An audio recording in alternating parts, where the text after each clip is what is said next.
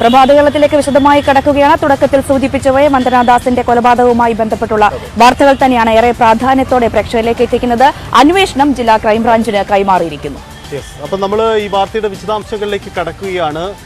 Shano's David കൊല്ലത്തുന്നുണ്ട്, ഒപ്പം തന്നെ V Vinod തിരുവനന്തപുരത്തുനിന്നുണ്ട്. ഈ IMAയുടെ സമരമടക്കമുള്ള കാര്യങ്ങൾ വിനോദ് വിശദീകരിക്കും. ഒപ്പം തന്നെ കോട്ടയത്തെ സാഹചര്യങ്ങൾ ശ്രീജിത്തും നമുക്കൊപ്പം ചേരുകയാണ്. ആദ്യം ഷാനോസ് ഡേവിഡിലേക്ക്. Shanoz, good morning. ഈ കേസുമായി ബന്ധപ്പെട്ട വളരെ പ്രധാനപ്പെട്ട ഒരു നീക്കത്തിലേക്കാണ് പോലീസ് കടന്നിരിക്കുന്നത്. കാരണം പോലീസ് വലിയ വിമർശന വിധേയമായതാണ് ഈ സംഭവവുമായി ബന്ധപ്പെട്ട്. വേണ്ടത്ര സുരക്ഷ ഒരുക്കാൻ കഴിഞ്ഞില്ല, ഡോക്ടർക്ക് സുരക്ഷ ഒരുക്കിയില്ല, പോലീസ് പിന്തിരിഞ്ഞു, അങ്ങനെ പല വിമർശനങ്ങളും ഉയർന്നതാണ്.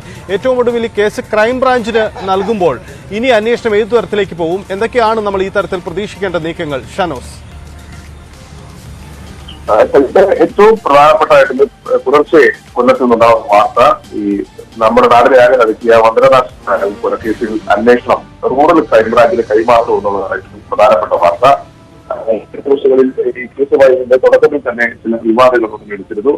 അതിനൊരു മറുപടി എന്ന നിലയ്ക്ക് അല്ലെങ്കിൽ ഈ സംഘടനകൾ ആവശ്യപ്പെട്ട നിലയ്ക്ക്, അതായത് ആരോഗ്യ മേഖലയിൽ പ്രവർത്തിക്കുന്ന നിരവധി സംഘടനകൾ കഴിഞ്ഞ ദിവസം മുഖ്യമന്ത്രിയുമായി കൂടിക്കാഴ്ചയും ചർച്ചയും നടത്തിയിരുന്നു. അതിന്റെ പശ്ചാത്തലത്തിൽ കൂടിയാണ് ഈ വന്ദനദാസ് കൊല്ലപ്പെട്ട സംഭവം റൂറൽ ക്രൈംബ്രാഞ്ചിനെ ഏൽപ്പിക്കുന്ന ഒരു സാഹചര്യം ഉണ്ടായിരിക്കുന്നത്. ഇതിന്റെ അന്വേഷണത്തിന്റെ മേൽനോട്ടം റൂറൽ ക്രൈംബ്രാഞ്ച് SP ആയിട്ടുള്ള സുനിൽ ഇതിന്റെ മേൽനോട്ടം വഹിക്കുക. റൂറൽ ക്രൈംബ്രാഞ്ച് DYSP MM ജോസിലായിരിക്കും അന്വേഷണത്തിന്റെ നേതൃത്വം. ആരോഗ്യ മേഖലയിലെ നിരവധി സംഘടനകൾ കഴിഞ്ഞ ദിവസം മുഖ്യമന്ത്രി അവർ നേരത്തെ തൊട്ടേ ഇതിനകത്തൊരു ശക്തമായ അന്വേഷണം നടത്തണമെന്നൊരു ആവശ്യം ആരോഗ്യ മേഖലയിലെ IMA, KGM, അതുപോലെ തന്നെ PG ഡോക്ടർമാരുടെ സംഘടന അടക്കം ആവർത്തിച്ച് ആവശ്യപ്പെട്ടിരുന്നു. ഇന്നലെ മുഖ്യമന്ത്രിയുമായി ചർച്ച നടത്തുന്ന സാഹചര്യമുണ്ടായി. ഇത്തരം ഒരു സാഹചര്യത്തിൽ മുഖ്യമന്ത്രി കൊടുത്ത ഉറപ്പിന്റെ അടിസ്ഥാനത്തിലാണ് ഒരു പ്രത്യേക ഏജൻസി കേസ് അന്വേഷിക്കണം എന്നുള്ളതായിരുന്നു ഇവരുടെയൊക്കെയും ആവശ്യം. ഇത്തരം ഒരു ആവശ്യം പരിഗണിച്ചുകൊണ്ടാണ് റൂറൽ ക്രൈംബ്രാഞ്ചിലേക്ക് അന്വേഷണം എത്തുന്നത്. എന്തായാലും ഇതിനകത്ത് ഈ പ്രതിയുടെ മാനസിക നില എന്ന് പറയുന്നത് ഏതെങ്കിലും തരത്തിൽ മാനസിക പ്രശ്നങ്ങൾ ഉള്ളതാണോ എന്നൊരു അഭ്യൂഹം അല്ലെങ്കിൽ അത്തരം ഒരു വാർത്തകൾ നേരത്തെ മുതൽ പ്രചരിച്ചിരുന്നു. കാരണം പ്രതി മദ്യപാനാസക്തിയുള്ള ആളും മദ്യത്തിന് അടിമപ്പെട്ട ആളുമാണ്. അതിനൊപ്പം മറ്റെന്തെങ്കിലും ലഹരി ഉപയോഗിച്ചിരുന്നോ എന്നൊരു സംശയം പൊതുവിൽ ഉയർന്നിരുന്നു. കാരണം ഈ കൊലപാതകം നടക്കുന്ന പല ദിവസത്തെ അയാളുടെ പെരുമാറ്റങ്ങളൊക്കെ പരിശോധിച്ചുകൊണ്ടായിരുന്നു അത്തരം ഒരു അഭ്യൂഹത്തിലേക്ക് കടന്നിരുന്നത്. പക്ഷെ അതൊന്നുമല്ല. കാരണം ഇയാൾക്ക് മദ്യപാനാസക്തി മാത്രമാണുള്ളത്. അങ്ങനെ ഈ പോലീസ് പ്രധാനമായിട്ടും ഇതുവരെയുള്ള അന്വേഷണ സംഘം ഇതുവരെ നോക്കിയിരുന്നത് ഇയാൾ സ്വന്തം ഇച്ഛയാൽ ഈ കൊലപാതകം നടത്തി എന്നുള്ളതാണ്. കാരണം ഒരു കൊലക്കേസ്, അതായത് കൃത്യമായും സ്ത്രീലോട്ട് നിലനിൽക്കുന്ന സാഹചര്യം ഇതിനകത്തുണ്ട്. കാരണം സ്വന്തം ഇച്ഛയാൽ ഈ ഡോക്ടർ വന്ദനാദാസിനെ കൊലപ്പെടുത്തിയ സാഹചര്യമാണ് ഉള്ളത്. പ്രതി അങ്ങനെ കരുതിക്കുട്ടി, അതായത് ആ FIR ആദ്യം തന്നെ വെക്കുന്നത് കരുതിക്കുട്ടിയുള്ള കൊലപാതകം, അതായത് സ്ത്രീലോട്ട് വരുന്ന തരത്തിലേക്കൊരു കൃത്യമായ നീക്കമാണ് പോലീസ് നടത്തിയത്. അതിന് യോജിക്കും വിധമുള്ള കൃത്യമായ ഫൈൻഡിങ്സിലേക്കാണ് പോലീസ് ഇപ്പോൾ കടന്നുപോയിക്കൊണ്ടിരിക്കുന്നത്. കാരണം ഇയാൾക്ക് മാനസിക പ്രശ്നങ്ങളില്ല, മറിച്ച് മാനസിക പ്രശ്നത്തിന്റെ ഭാഗമായിട്ടല്ല വന്ദനദാസിനെ കൊലപ്പെടുത്തണമെന്ന ഉദ്ദേശത്തോടുകൂടി തന്നെയാണ് പ്രതി പ്രവർത്തിച്ചത്. അങ്ങനെയാണ് കൃത്യം നിർവഹിച്ചത്. അപ്പം ആ അന്വേഷണം അതിന്റെ ശരിയായ ദിശയിൽ പോകാം. നമ്മൾ ഇന്നലെ റിപ്പോർട്ട് ചെയ്ത വാർത്ത, ഇയാളുടെ ഫോൺ ഇയാൾ അവിടെ വെച്ച് ദൃശ്യങ്ങൾ പകർത്തുന്നു, അത് സുഹൃത്തുക്കൾക്ക് അയച്ചു കൊടുക്കുന്നു, അതിനുശേഷം ഇത് ചാറ്റ് ക്ലിയർ ചെയ്യുന്നു. അങ്ങനെ ആ സമയത്ത് ബുദ്ധിപരമായി പ്രവർത്തിച്ചിട്ടുണ്ട് പ്രതി. അപ്പൊ ആ സാഹചര്യം കൂടി കണക്കിലെടുത്ത് ഈ പ്രതി കൃത്യമായി ഇത് അറിഞ്ഞുകൊണ്ട് തന്നെ ഈ കൃത്യം നിർവഹിച്ച് സ്വന്തം ഇച്ഛയാൽ കൃത്യം നിർവഹിക്കുന്ന സാഹചര്യം ഉണ്ടായി എന്നുള്ള ഫൈൻഡിങ്സിലേക്കാണ് പോലീസ് പൊയ്ക്കൊണ്ടിരിക്കുന്നത്. അപ്പം ഈ അന്വേഷണം കൂടുതൽ കാര്യക്ഷമമായി മുന്നോട്ട് പോകുന്നതിന്റെ ഭാഗമായിട്ടാണ് സാഹചര്യം. എന്തായാലും ജില്ലാ ക്രൈംബ്രാഞ്ച് കേസ് അന്വേഷണം ഏറ്റെടുത്തിരിക്കുന്നു എന്നുള്ളതാണ്. കാരണം പോലീസിന്റെ വീഴ്ചയടക്കം ചൂണ്ടിക്കാട്ടപ്പെട്ട ഒരു സംഭവമാണ്. ഈ വിഷയത്തിൽ ജില്ലാ ക്രൈംബ്രാഞ്ച് അന്വേഷണം ഏറ്റെടുത്തിരിക്കുന്നു. തീർച്ചയായും നമുക്ക് ഈ വാർത്തയുമായി ബന്ധപ്പെട്ട കൂടുതൽ വിവരങ്ങളിലേക്ക് വരുമ്പോൾ കോട്ടയത്ത് നിന്ന് വന്ദനയുടെ വീട്ടിൽ നിന്ന് ശ്രീജിത്ത് ചേരുന്നുണ്ട്. ശ്രീജിത്ത്, ഇപ്പോഴും ഈ ഒരു വേദന കേരളത്തിന് ഒന്നടങ്കം ഉൾക്കൊള്ളാൻ കഴിഞ്ഞിട്ടില്ല. എങ്ങനെയാണ് വന്ദനയുടെ വീട്ടുകാർ ഇതിപ്പോഴും അവർക്ക് ഉൾക്കൊള്ളാൻ കഴിഞ്ഞിട്ടുണ്ടോ? ഒപ്പം തന്നെ കഴിഞ്ഞ ദിവസമൊക്കെ നിരവധി ആളുകളാണ് വന്ദനയുടെ കുടുംബത്തെ ആശ്വസിക്കാനായി ആ വീട്ടിലേക്ക് എത്തിക്കൊണ്ടിരിക്കുന്നത്. ഇന്നും അങ്ങനെ ആരെങ്കിലും ഒക്കെ വരുന്നുണ്ടോ? എന്താണ് അവിടുത്തെ ഇപ്പോഴത്തെ ഒരു അവസ്ഥ?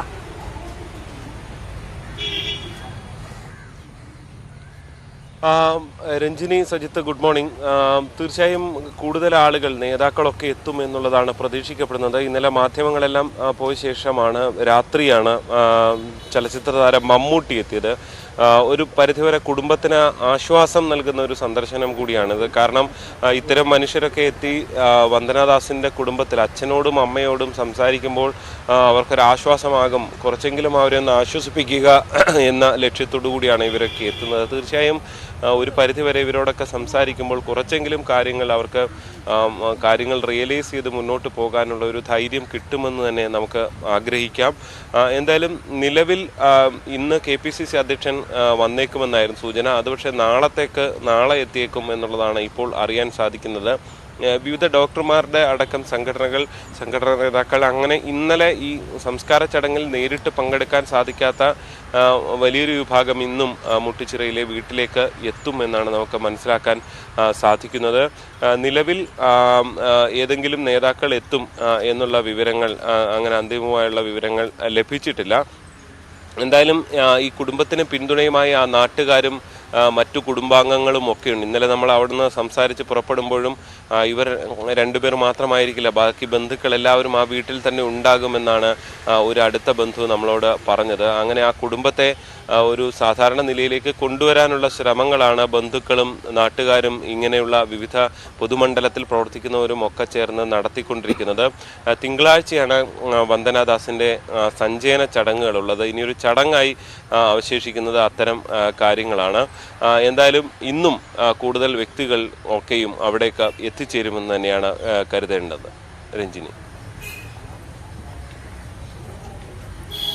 യെസ്, അതാണ് ശ്രീജിത്ത് വ്യക്തമാക്കിയത്. എന്തായാലും വന്ദനാദാസിന്റെ കുടുംബത്തിനൊപ്പം മലയാളി കേരളം ഉണ്ട് എന്ന ഒരു പിന്തുണയാണ് പൊതുവിലുണ്ടാകുന്നത്. കാരണം വിവിധ മേഖലയിലുള്ളവരാണ് ആ പിന്തുണയുമായി എത്തുന്നത്. കാരണം ആ കുടുംബത്തിനുണ്ടായിരിക്കുന്ന നഷ്ടം അത് ഇതുകൊണ്ടൊന്നും പരിഹരിക്കാൻ കഴിയുന്നതല്ല. ആ അമ്മ ഇങ്ങനെ കണ്ണീരിൽ ഉള്ള അമ്മയുടെ ആ ദൃശ്യങ്ങളൊക്കെ ഇപ്പോഴും ആർക്കും മറക്കാൻ കഴിയുന്നില്ല. എന്തായാലും കൂടുതൽ പേരുകളെത്തുന്നു. അവർക്ക് വിവാദങ്ങൾക്ക് ഒക്കെ അപ്പുറം ആ കുടുംബത്തിന് ഒരു കൈത്താങ്ങാവാൻ, ഒരു ആശ്വാസം പകരാൻ ഇത്തരം സന്ദർശനങ്ങൾ ഉതകട്ടെ എന്ന് നമുക്ക് കരുതാം.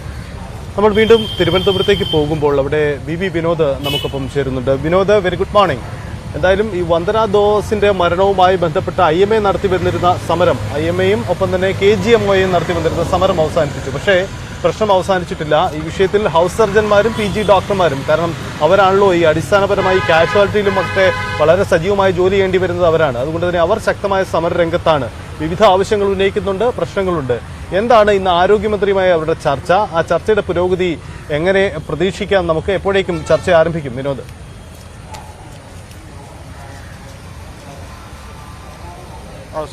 Ranjani, good morning. സൈത്ത് പറഞ്ഞതുപോലെ തന്നെ KGMOയും IMAയും ഇതിനകം തന്നെ സമരം അവസാനിപ്പിച്ചിട്ടുണ്ട്. VIP ഡ്യൂട്ടികൾ ഒഴിവാക്കിയിട്ടുണ്ട്.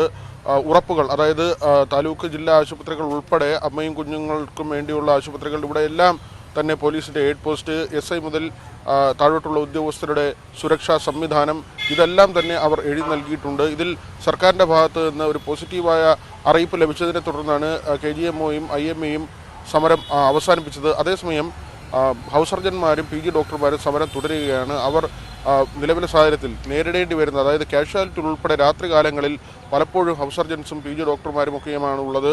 സീനിയർ ഡോക്ടേഴ്സ് ഉണ്ടാകാറില്ല. ഈ വരുന്ന പ്രശ്നങ്ങൾ മുഴുവൻ നേരിടേണ്ടി വരുന്നത് ഇത്തരത്തിലുള്ള PG ഡോക്ടർമാരോ അല്ലെങ്കിൽ ഹൗസ് സർജന്മാരോ ആണ്. അതുതന്നെയാണ് കഴിഞ്ഞ ദിവസങ്ങളിൽ അവരുടെ ഒരു വികാര വിക്ഷോഭമായി പുറത്തു വന്നതും. അത് തള്ളിക്കളയാൻ കഴിയുന്നൊരു കാര്യമല്ല. സൈത്ത് പറഞ്ഞതുപോലെ ഈ സംവിധാനത്തെ തന്നെ താങ്ങി നിർത്തുന്ന വിഭാഗമാണ്. അവർ ഉന്നയിക്കുന്ന കാര്യങ്ങൾ 100% ശരിയുമാണ്. കാരണം യാതൊരുവിധ സുരക്ഷയുമില്ലാതെ ഇത്തരത്തിലുള്ള ക്രിമിനൽ സ്വഭാവമുള്ള ആളുകളെ രാത്രികാലങ്ങളിലടക്കം, ഇവർ ലഹരിയുടെ ഉപയോഗം അടക്കം ഉള്ള ആളുകളെ ഇങ്ങനെ ചികിത്സിക്കേണ്ടി വരിക ഒരു സുരക്ഷിതത്വവും ഇല്ലാത്തൊരു സാഹചര്യമാണ്. ഇന്ന് ആരോഗ്യമന്ത്രിയുമായി PG ഡോക്ടർമാർ ചർച്ച നടത്തുന്നുണ്ട്. അധികം വൈകാതെ തന്നെ മന്ത്രിസഭയിൽ തന്നെ സഭാ സമ്മേളനം വരെ പോകാതെ മന്ത്രിസഭാ യോഗത്തിൽ തന്നെ ഈ സുരക്ഷ സംബന്ധിച്ചുള്ള മാർഗനിർദ്ദേശങ്ങളും അതിനുള്ള തീരുമാനവും ഉണ്ടാകുമെന്നാണ് നമുക്ക് അറിയാൻ കഴിയുന്നത്. ഏതായിരുന്നാലും നേരത്തെയൊക്കെ ഈ ക്ലിനിക്കൽ എസ്റ്റാബ്ലിഷ്മെൻറ്റ് ബില്ലൊക്കെ വരികയും അന്നേരം ഡോക്ടർമാരുടെ സുരക്ഷയെക്കുറിച്ചൊക്കെ വലിയ ചർച്ചകൾ ഉണ്ടാകുകയും ചെയ്തു. പക്ഷേ അതൊക്കെയും കടലാസിലൊങ്ങി. ഇപ്പോൾ തന്നെ താലൂക്ക് ആശുപത്രികളിൽ പോലും കൃത്യമായ സുരക്ഷാ സംവിധാനമില്ല. ജില്ലാ ആശുപത്രികളിലും ആ തരത്തിൽ കാര്യമായ സുരക്ഷയില്ല. വളരെ കുറച്ച് ആശുപത്രികളിൽ മാത്രമാണ് പോലീസിൻ്റെ എയ്ഡ് പോസ്റ്റും മറ്റ് സംവിധാനങ്ങളും ഉള്ളത്. ഇതിലൊക്കെയും മാറ്റമുണ്ടാകണം. കോടതി ചോദിച്ചതും അതുതന്നെയാണ്. ഈ മജിസ്ട്രേറ്റിന് കൊടുക്കുന്ന സുരക്ഷ എന്തുകൊണ്ട് ഡോക്ടർമാർക്ക് കൊടുത്തുകൂടാ എന്ന ഒരു ചോദ്യമാണ് കോടതിയുടെ ഭാഗത്തു നിന്നുണ്ടായിരുന്നത്. ഏതായിരുന്നാലും ഇന്ന് ആരോഗ്യമന്ത്രിയും PG ഡോക്ടർമാരും തമ്മിലുള്ള ചർച്ചയുണ്ട്. അതിനുശേഷമായിരിക്കും ഇതിലൊരു അന്തിമമായ തീരുമാനമുണ്ടാകുക. ഇപ്പോഴും വിദ്യാർത്ഥികളും PG ഡോക്ടർമാരും, അതായത് ഹൗസ് സർജൻസും PG ഡോക്ടർമാരും അവരുടെ സമരം തുടരുകയാണ്. KGMOയും IMAയും സമരം അവസാനിപ്പിച്ചെങ്കിൽ കൂടി ഇപ്പോൾ നടക്കുന്ന സമരത്തിന് അവരുടെ ഐക്യദാർഢ്യമുണ്ട്.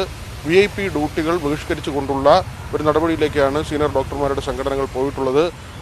OPയുടെ പ്രവർത്തനം ഉൾപ്പെടെ താളം തെറ്റിയിരുന്നു. കഴിഞ്ഞ 2 ദിവസങ്ങളിലായി ഓപ്പറേഷൻ തിയേറ്ററും അതോടൊപ്പം തന്നെ പ്രസവ ചികിത്സയും ഉൾപ്പെടെയുള്ള കാര്യങ്ങളാണ് അടിയന്തരമായി ചെയ്യേണ്ട കാര്യങ്ങളാണ്. ഈ വേദനയ്ക്കിടയിലും ഡോക്ടർമാർ ആ കൃത്യനിർവഹണം നടത്തി എന്നത് ശ്രദ്ധേയമായ കാര്യമാണ്. അതേസമയം OP ഉൾപ്പെടെയുള്ളവയുടെ പ്രവർത്തനങ്ങൾ പൂർണ്ണമായും നിലച്ചിരുന്നു. സാധാരണഗതിയിലേക്ക് എത്തണമെങ്കിൽ സർക്കാരിൻ്റെ ഭാഗത്തു നിന്ന് കൃത്യമായ ഇടപെടൽ ഉണ്ടായേ കഴിയൂ. സജിത്ത്, രഞ്ജിനി.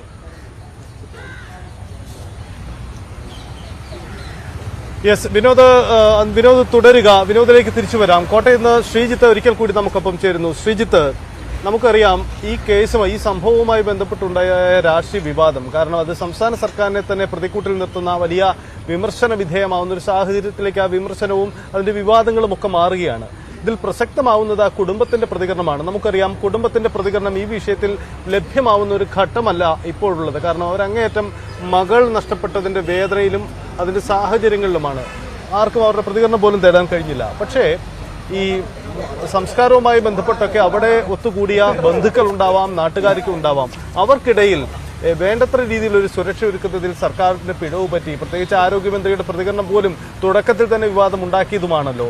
ആ തരത്തിൽ ബന്ധുക്കളിൽ നിന്നോ മറ്റ് അവിടുത്തെ നാട്ടുകാരിൽ നിന്നോ ആ തരത്തിലുള്ള പ്രതികരണങ്ങൾ എന്തെങ്കിലും ഇന്നലെയോ കഴിഞ്ഞ ദിവസങ്ങളിലോ ഉയർന്നു വന്നിരുന്നോ ശ്രീജിത്ത്?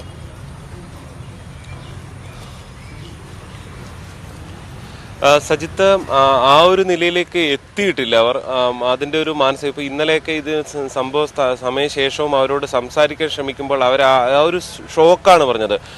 എന്തെങ്കിലും ഒരു അസുഖം വന്ന് മരിക്കുകയാണ്, അല്ലെങ്കിൽ ഒരു ആക്സിഡന്റ് ഉണ്ടായി മരിക്കുകയാണ് എന്നുണ്ടെങ്കിൽ അത് പിന്നെയും ഉൾക്കൊള്ളാനാകും. പക്ഷെ ഇങ്ങനെ ഒരു മരണം അത് ഒരു തരത്തിലും ഉൾക്കൊള്ളാൻ കഴിയുന്നില്ല എന്നുള്ളതാണ്. അവരിതിൻ്റെ ഒരു യുക്തിപരമായ ഇതിലുണ്ടാകുന്ന വീഴ്ചകൾ, പാളിച്ചകൾ, അത്തരം കാര്യങ്ങളിലേക്ക് അവർ ഒരു പക്ഷേ ഇന്നോ നാളെയൊക്കെ കടക്കാനുള്ള സാധ്യത അവിടെ നിലനിൽക്കുന്നുണ്ട്. കാരണം പൊതുസമൂഹത്തിൽ ആകെ ചർച്ച ചെയ്തുകൊണ്ടിരിക്കുന്ന ഒരു വിഷയം കൂടിയാണ്. പ്രത്യേകിച്ച് ഒരു താലൂക്ക് ആശുപത്രിയിൽ വെച്ച് ഇത്രയും ഡോക്ടർമാരുടെ മുന്നിൽ വെച്ച് പോലീസുകാരുടെ മുന്നിൽ വെച്ച് ആക്രമിക്കപ്പെടുന്നു. അതും മറ്റ് ഡോക്ടർമാരുടെ ഒരു സംഘം അവിടെ ഉണ്ടെന്ന്, ഒരു CMO ഉൾപ്പെടെ ഉണ്ട് എന്നുള്ളതാണ് പറയപ്പെടുന്നത്.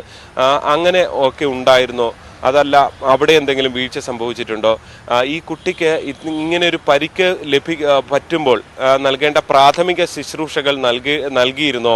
തൊട്ടടുത്ത ഒരു സ്വകാര്യ ആശുപത്രിയിലേക്ക് കൊണ്ടുപോയത് എന്തുകൊണ്ട്? അവിടെ നിന്ന് 2 മണിക്കൂർ ദൂരമുള്ള കിംസിൽ എത്തുമ്പോഴേക്കും ഒരുപക്ഷെ ഈ കുട്ടി മരിക്കാനുള്ള സാധ്യത വരെയുണ്ട്. കാരണം ഇതിൻ്റെ ആന്തരാവയവങ്ങൾക്ക് മുറിവ് പറ്റിയിരുന്നു, അതിൽ കടുത്ത രക്തസ്രാവം ഉണ്ടാകുകയും ചെയ്തൊരു സാഹചര്യമുണ്ട്. അതുകൊണ്ട് തന്നെ അത്ര ദൂരം ഈ ഒരു 1-1.5 മണിക്കൂറോളം സമയം ഈ രോഗിക്ക് കാര്യമായ ചികിത്സയൊന്നും കിട്ടാതെ വരുന്നൊരു സാഹചര്യം ഉണ്ടായോ എന്നൊക്കെയുള്ള ചോദ്യങ്ങൾ അവിടെ പല ഡോക്ടർമാരടക്കമുള്ളവർ ഉന്നയിക്കുന്നുണ്ട്.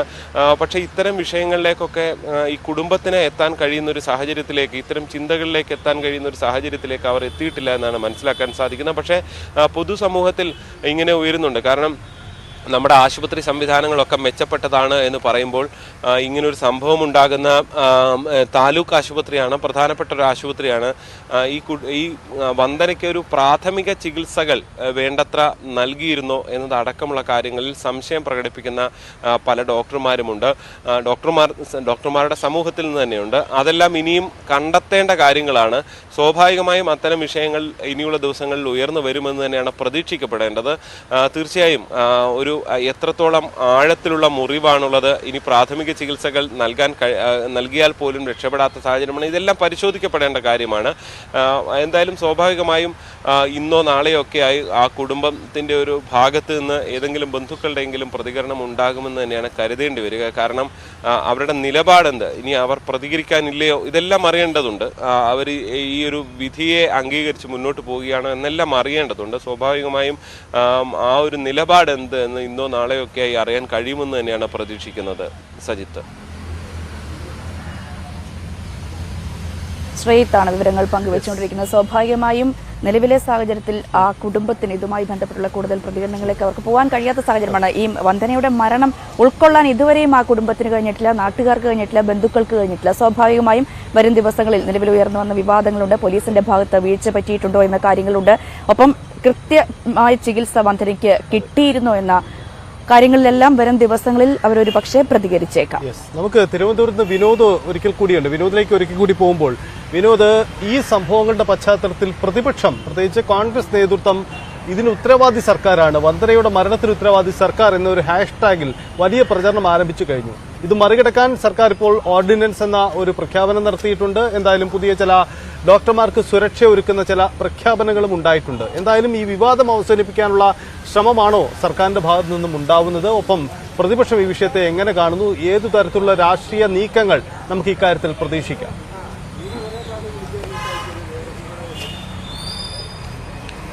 സൈത്ത്, സർക്കാരും പ്രതിപക്ഷവും എന്നതിനപ്പുറത്തേക്ക് ഇവിടെ കാണേണ്ടത് പല ഘട്ടങ്ങളിലും ആരോഗ്യമന്ത്രിയും പ്രതിപക്ഷ നേതാവും തമ്മിൽ കൊമ്പ് കോർക്കുന്ന സാഹചര്യങ്ങൾ നേരത്തെയും ഇതുണ്ടായിട്ടുണ്ട്. ഈ സംഭവത്തിലും അങ്ങനെ തന്നെയാണ്.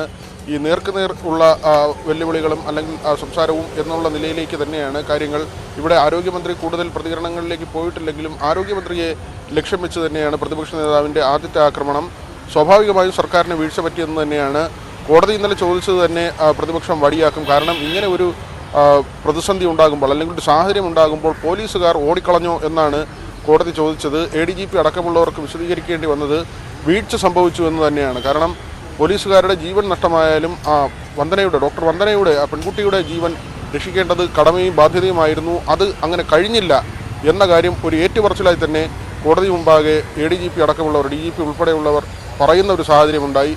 അതുതന്നെയാണ് സ്വാഭാവികമായും പ്രതിപക്ഷത്തിന് ഒരു വടിയായി മാറുന്നതും. സർക്കാരിൻ്റെ വീഴ്ച എന്ന നിലയ്ക്ക് തന്നെ പ്രതിപക്ഷം ഈ വിഷയം ഉയർത്തിക്കൊണ്ടുവരും. സൈത്ത് പറഞ്ഞതുപോലെ ക്യാമ്പയിൻ എന്നതിനപ്പുറത്തേക്ക് പ്രത്യക്ഷമായി തന്നെ ഇതിനെതിരെയുള്ള ഒരു പോരാട്ടം, അല്ലെങ്കിൽ ഇപ്പോൾ സർക്കാർ ആശുപത്രികളിൽ കഴിഞ്ഞ കാലങ്ങളിലൊക്കെയും സംഭവിക്കുന്ന ഒരു കാര്യം മാത്രവുമല്ല, ഈ KV ഗണേഷ് കുമാറിൻ്റെ പ്രസ്താവന അടക്കം അത് അദ്ദേഹം വേറൊരു ഡയമെൻഷനിലാണ് പറഞ്ഞതെന്ന് അദ്ദേഹത്തിൻ്റെ അനുകൂലികൾ പറയുന്നു, അല്ലെങ്കിൽ വേറൊരു ആംഗിളിൽ പറഞ്ഞതാണെന്ന് പറയുന്നു.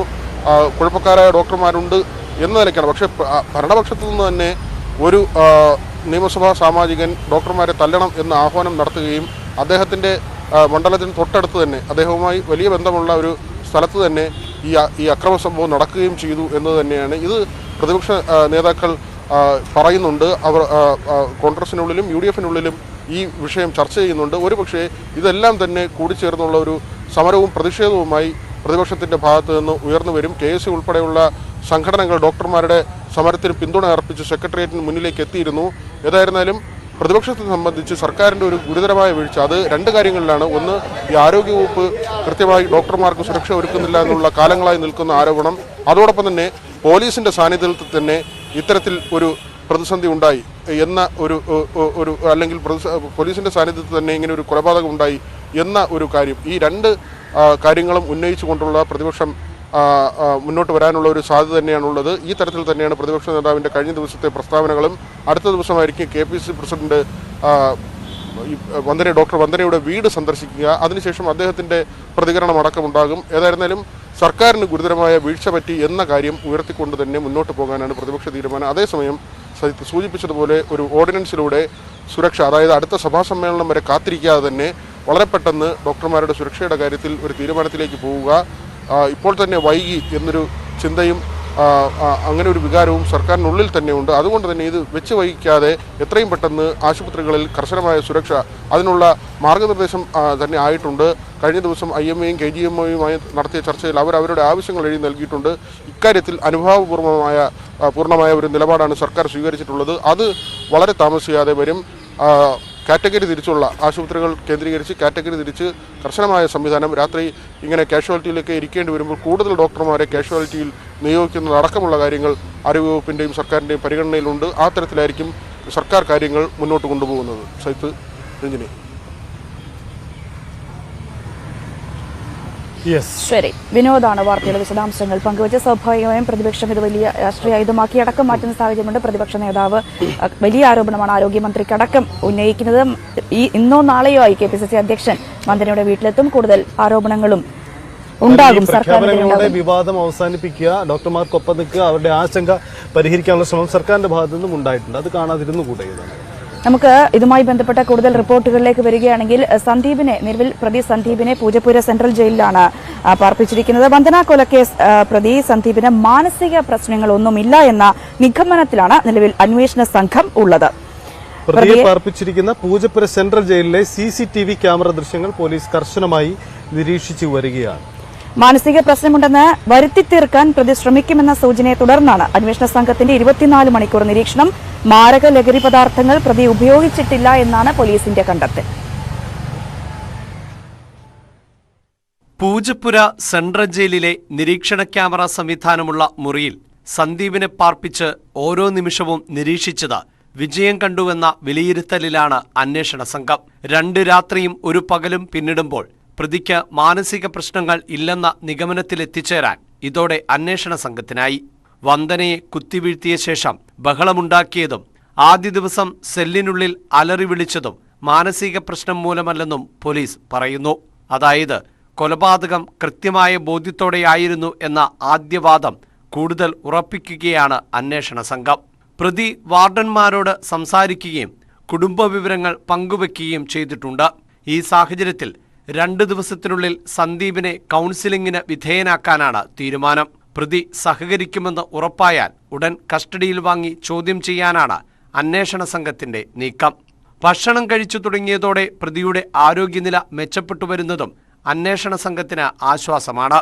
സന്ദീപ് മാരക ലഹരി പദാർത്ഥങ്ങൾ ഉപയോഗിച്ചതായി ഒരു തെളിവും പോലീസിന് ലഭിച്ചിട്ടില്ല. മദ്യം മാത്രമാണ് ലഹരിക്കായി പ്രതി ഉപയോഗിച്ചിരുന്നത്. മദ്യാസക്തി കുറയ്ക്കാൻ ലഹരി വിമുക്തി കേന്ദ്രത്തിൽ ചികിത്സ തേടിയതിന്റെ വിവരങ്ങളും അന്വേഷണ സംഘം ശേഖരിച്ചിട്ടുണ്ട്. ന്യൂസ് 18 തിരുവനന്തപുരം. ഈ വന്ദനാദാസിന്റെ ദാരുണ മരണം വരുന്നതിനിടെയാണ് ഇന്ന് മറ്റൊരു പ്രധാനപ്പെട്ട ദിനം കൂടി കടന്നു വരുന്നത്. ഇന്ന് ലോക നഴ്സസ് ദിനമാണ്. ഇന്റർനാഷണൽ നഴ്സസ് ഡേ ആണ്. നമ്മുടെ നഴ്സുമാർ നമ്മുടെ ഭാവി എന്നതാണ് അതിന്റെ തീം. അത് നിലവിലെ കേരളത്തിലെ സാഹചര്യത്തിൽ ഏറെ പ്രസക്തമാകുന്ന ഒരു തീം കൂടിയാണ്. എന്തായാലും കേരളത്തിലെ ആരോഗ്യ പ്രവർത്തകർക്ക് നേരെ അതിക്രമങ്ങൾ കൂടി വരുന്ന ഈ സാഹചര്യത്തിൽ കൂടിയാണ് ഇന്റർനാഷണൽ നഴ്സസ് ഡേ ഇന്ന് ആചരിക്കുന്നത്. കഴിഞ്ഞൊരു വർഷം മാത്രം കേരളത്തിൽ പലതരത്തിലുള്ള അതിക്രമങ്ങൾക്കിരയായത് 118 ആരോഗ്യ പ്രവർത്തകരാണ്. ജീവൻ രക്ഷിക്കാൻ പാടുപെടുന്നവരുടെ ജീവനെടുക്കുന്ന സാഹചര്യം കൂടുതൽ വഷളായതേയുള്ളൂ ഇപ്പോൾ.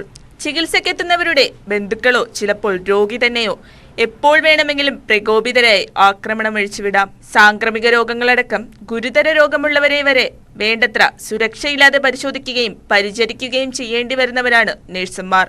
നഴ്സുമാരടക്കം എത്ര ആരോഗ്യ പ്രവർത്തകരാണ് കോവിഡ് കാലത്ത് ജോലിക്കിടെ രോഗബാധിതരായത്?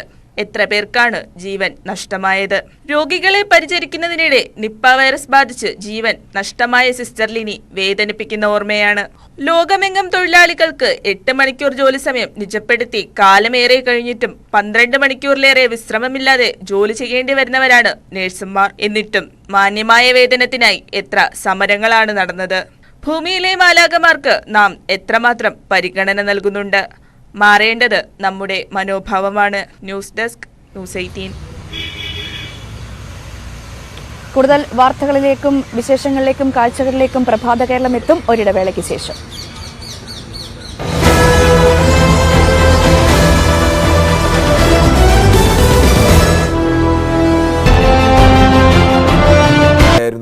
ഇമ്രാൻഖാന്റെ നേരെ ഇമ്രാൻഖാനെ അറസ്റ്റ് ചെയ്ത് അറസ്റ്റിന് ശേഷവും PTA നേതാക്കളുടെ ഭാഗത്തുനിന്ന് സൈന്യത്തിനെതിരായ മുദ്രാവാക്യമാണ് ഉയർന്നത്. പാക് രാഷ്ട്രീയം പരിശോധിച്ച് നോക്കിയാൽ സാധാരണഗതിയിൽ സൈന്യത്തിനെതിരെ ഇത്തരത്തിലുള്ള മുദ്രാവാക്യങ്ങൾ വിളി അപൂർവമാണ്. പാകിലെ പ്രതിപക്ഷമായാലും ഭരണപക്ഷമായാലും സൈന്യവുമായി ഒരു ബന്ധം നിലനിർത്തുക അല്ലെങ്കിൽ സൈന്യത്തെ വിമർശിക്കാതിരിക്കുക എന്നുള്ളൊരു ഡിപ്ലോമസിയെങ്കിലും സൂക്ഷിച്ചിരുന്നു. പക്ഷേ അതിനപ്പുറത്തേക്ക് സൈന്യമാണ് പാകിസ്ഥാനിലെ ഭീകരതയ്ക്ക് പിന്നിൽ എന്നുള്ള മുദ്രാവാക്യമാണ്, യൂണിഫോമാണ് ഭീകരതയ്ക്ക് പിന്നിൽ എന്നുള്ള മുദ്രാവാക്യമാണ് പ്രധാനമായും വിളിച്ചത്. ഇന്നിപ്പോൾ പാകിസ്ഥാനിലെ സുപ്രീം കോടതി തന്നെ സർക്കാരിൻ്റെ നടപടി തെറ്റാണ്. കോടതി വളപ്പിൽ വെച്ച് ജാമ്യം എടുക്കാൻ വന്ന ഒരാളെ കോടതി വളപ്പിൽ വെച്ച് ഒരു മുൻ പ്രധാനമന്ത്രിയെ ഇത്തരത്തിൽ വലിയൊരു പോലീസിൻ്റെ സന്നാഹത്തോടു പാക് റേഞ്ചേഴ്സിൻ്റെ സഹായത്തോടുകൂടി അദ്ദേഹത്തെ അറസ്റ്റ് ചെയ്യുക.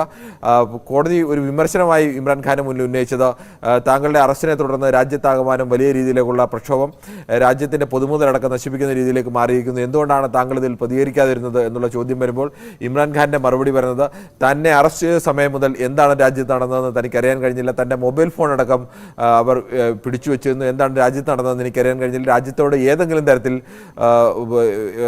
അപകടമുണ്ടാക്കാൻ അല്ലെങ്കിൽ രാജ്യത്തിന് ഏതെങ്കിലും നാശനഷ്ട പൊതുമുതൽ നശിപ്പിക്കാൻ താൻ ആഗ്രഹിക്കുന്നില്ല.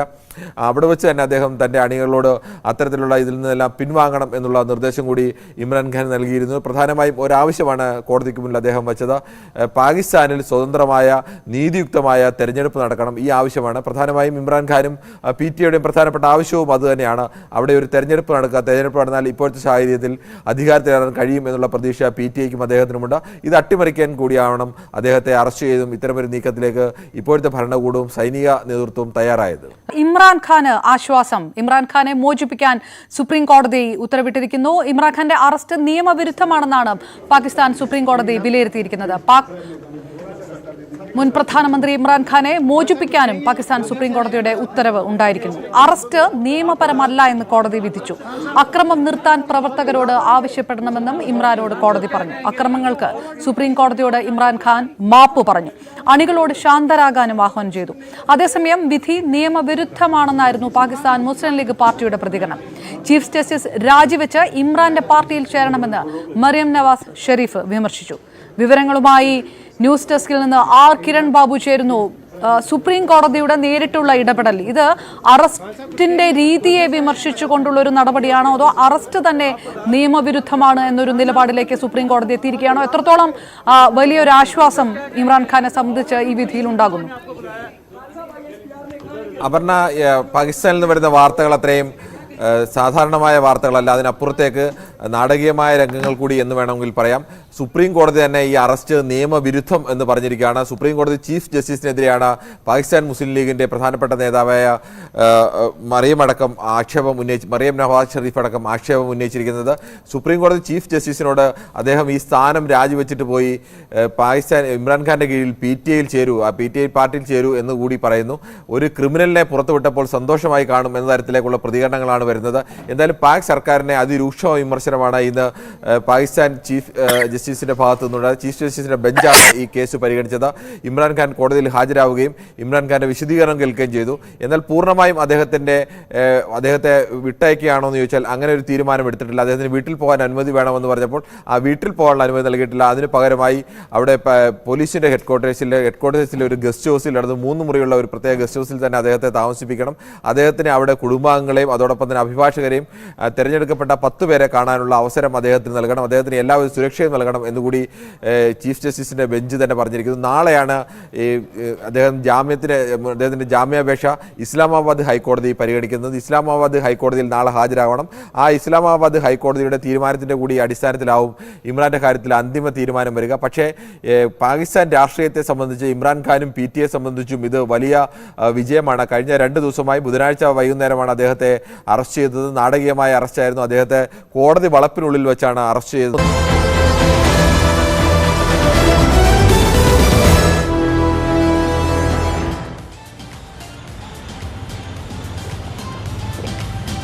പ്രഭാത കേരളം മ്യൂസിയത്തിൽ നിന്നും തുടരുകയാണ്. ഇനി വളരെ പ്രധാനപ്പെട്ട ഒരു വാർത്തയിലേക്കാണ് പോകുന്നത്. കർണാടകയിൽ നാളെ വോട്ടെണ്ണലാണ്.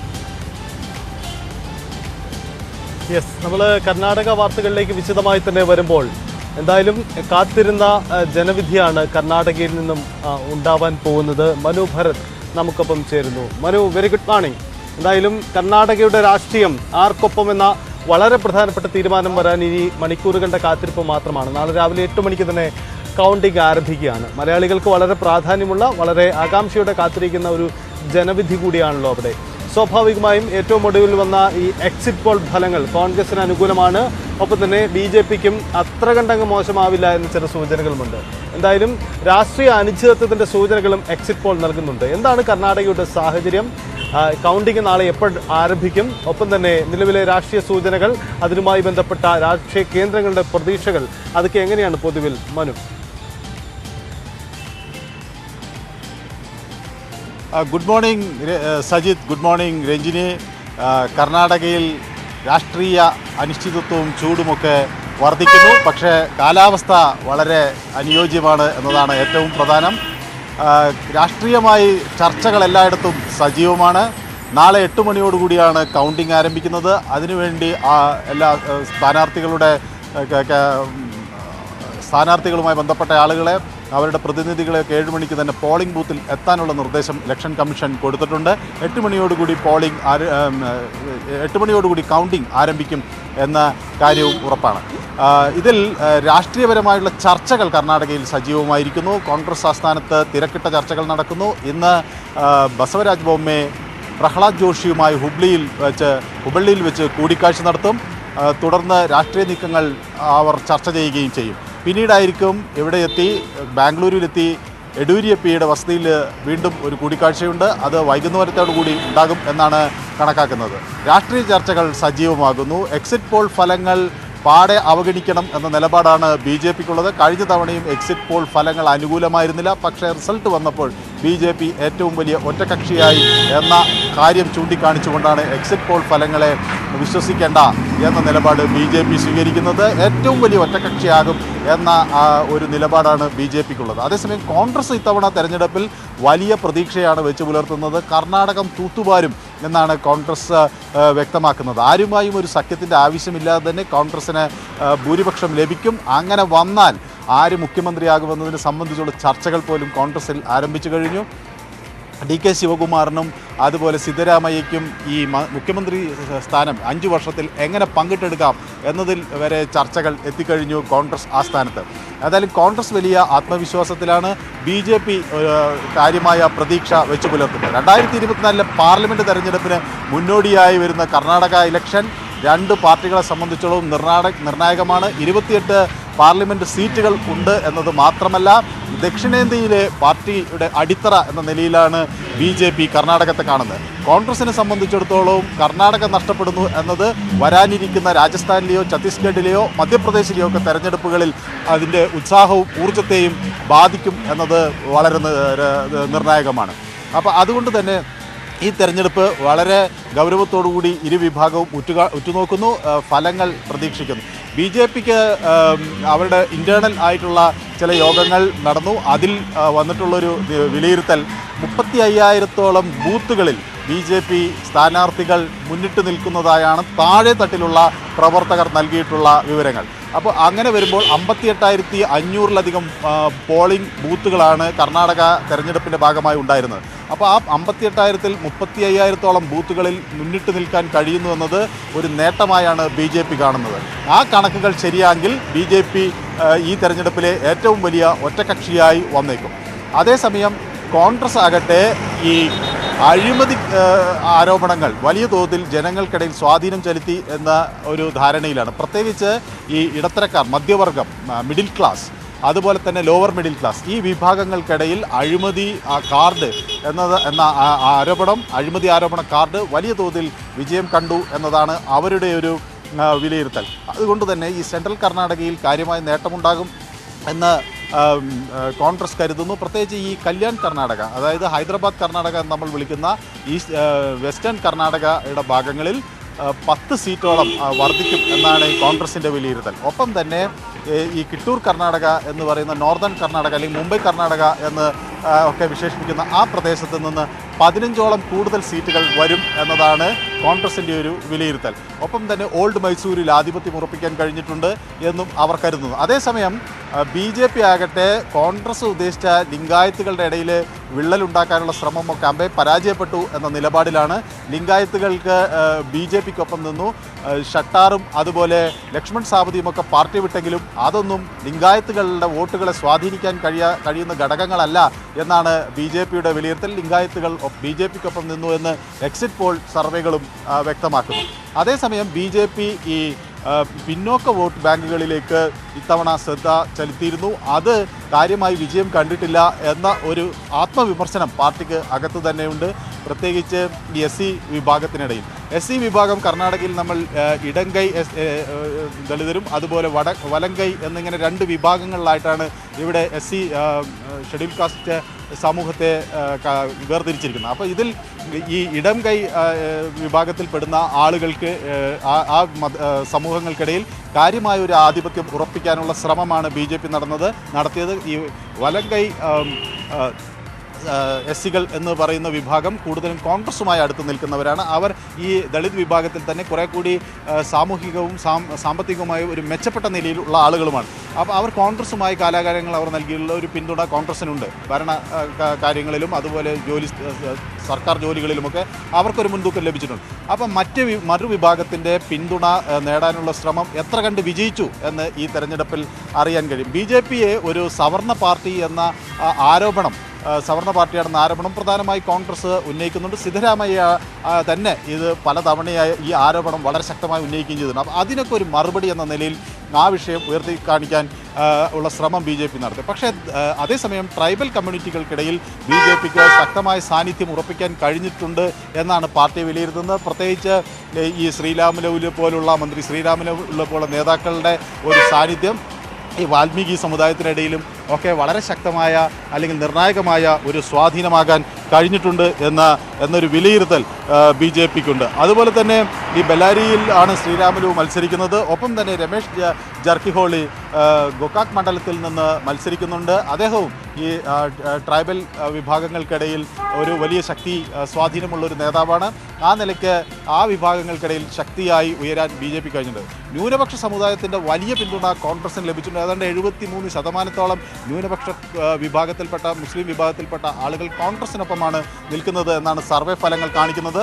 അങ്ങനെ വന്നാൽ അത് ഓൾഡ് മൈസൂരു ഉൾപ്പെടെയുള്ള പ്രദേശങ്ങളിൽ കോൺഗ്രസിന് വലിയ മുന്നേറ്റമുണ്ടാക്കും എന്ന ഒരു പ്രതീക്ഷയാണ് ഈ പാർട്ടിക്കുള്ളത്.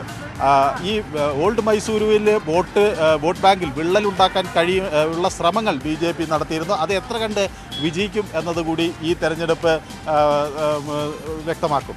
ഈ കോസ്റ്റൽ കർണാടകയിൽ BJP-ക്കാണ് സ്വാധീനം എന്ന് പാർട്ടി വിലയിരുത്തുന്നു. അത് ഇത്തവണയും തുടരും എന്നതാണ് അവരുടെ ഒരു നിലപാട്. ബാംഗ്ലൂർ നഗരപ്രദേശങ്ങളിൽ ഈ വലിയ സ്വാധീനം മുന്നേറ്റവും ഉണ്ടാക്കാൻ കഴിയുമെന്ന ഒരു പ്രതീക്ഷയാണ് BJP-ക്കുള്ളത്. അവിടെ ഈ പോളിംഗ് പെർസെൻറ്റേജ് കുറവാണെങ്കിലും വോട്ട് ചെയ്തവർ കൂടുതൽ BJP അനുകൂലിക്കും എന്നാണ് അവർ കണക്ക് കൂട്ടുന്നത്. കാരണം അവിടുത്തെ വലിയ വിഷയം അഴിമതി ആയിരുന്നില്ല, വികസനമാണ് എന്നതാണ് ഇവർ ഉറ്റുനോക്കുന്നത്. അപ്പോൾ ആ കാർഡ് വിജയിച്ചെങ്കിൽ ഈ നഗരപ്രദേശങ്ങളിൽ വോട്ടർമാർ തങ്ങൾക്ക് അനുകൂലമായി നിൽക്കും എന്ന ഒരു നിലപാട് BJP-ക്കുണ്ട്. അതേസമയം കോൺഗ്രസിനാകട്ടെ ഈ നഗരപ്രദേശങ്ങളിലെ വോട്ടർമാരിൽ മിഡിൽ ക്ലാസ് വിഭാഗം ഈ അഴിമതി ആരോപണത്തിൽ അവർ സ്വാധീനിക്കപ്പെട്ടിട്ടുണ്ട്. അതുകൊണ്ട് തന്നെ ആ 90ഓളം മണ്ഡലങ്ങളിലാണ് ഈ നഗരപ്രദേശ വോട്ടർമാരുടെ സ്വാധീനം ഉണ്ടാകുന്നത്. ആ മണ്ഡലങ്ങളിൽ ഒരു മേൽക്കൈ വരാൻ കോൺഗ്രസിന് കഴിയും എന്നതാണ്. ഏതായാലും ജനതാദൾ വലിയ പ്രതീക്ഷകൾ അത്ര വെച്ചു പുലർത്തുന്നില്ല. അവരുടെ ഏറ്റവും വലിയ പ്രതീക്ഷ തന്നെ 30 സീറ്റുകളാണ്. 20ഓളം സീറ്റുകളിൽ അവർ ജയിക്കുമെന്നാണ് മറ്റ് രണ്ട് പാർട്ടികളും വിലയിരുത്തുന്നത്. മനു ഭരത്താണ് വാർത്തയുടെ വിശദാംശങ്ങൾ പങ്കുവച്ചത്. നാളെയാണ് വോട്ടെണ്ണൽ.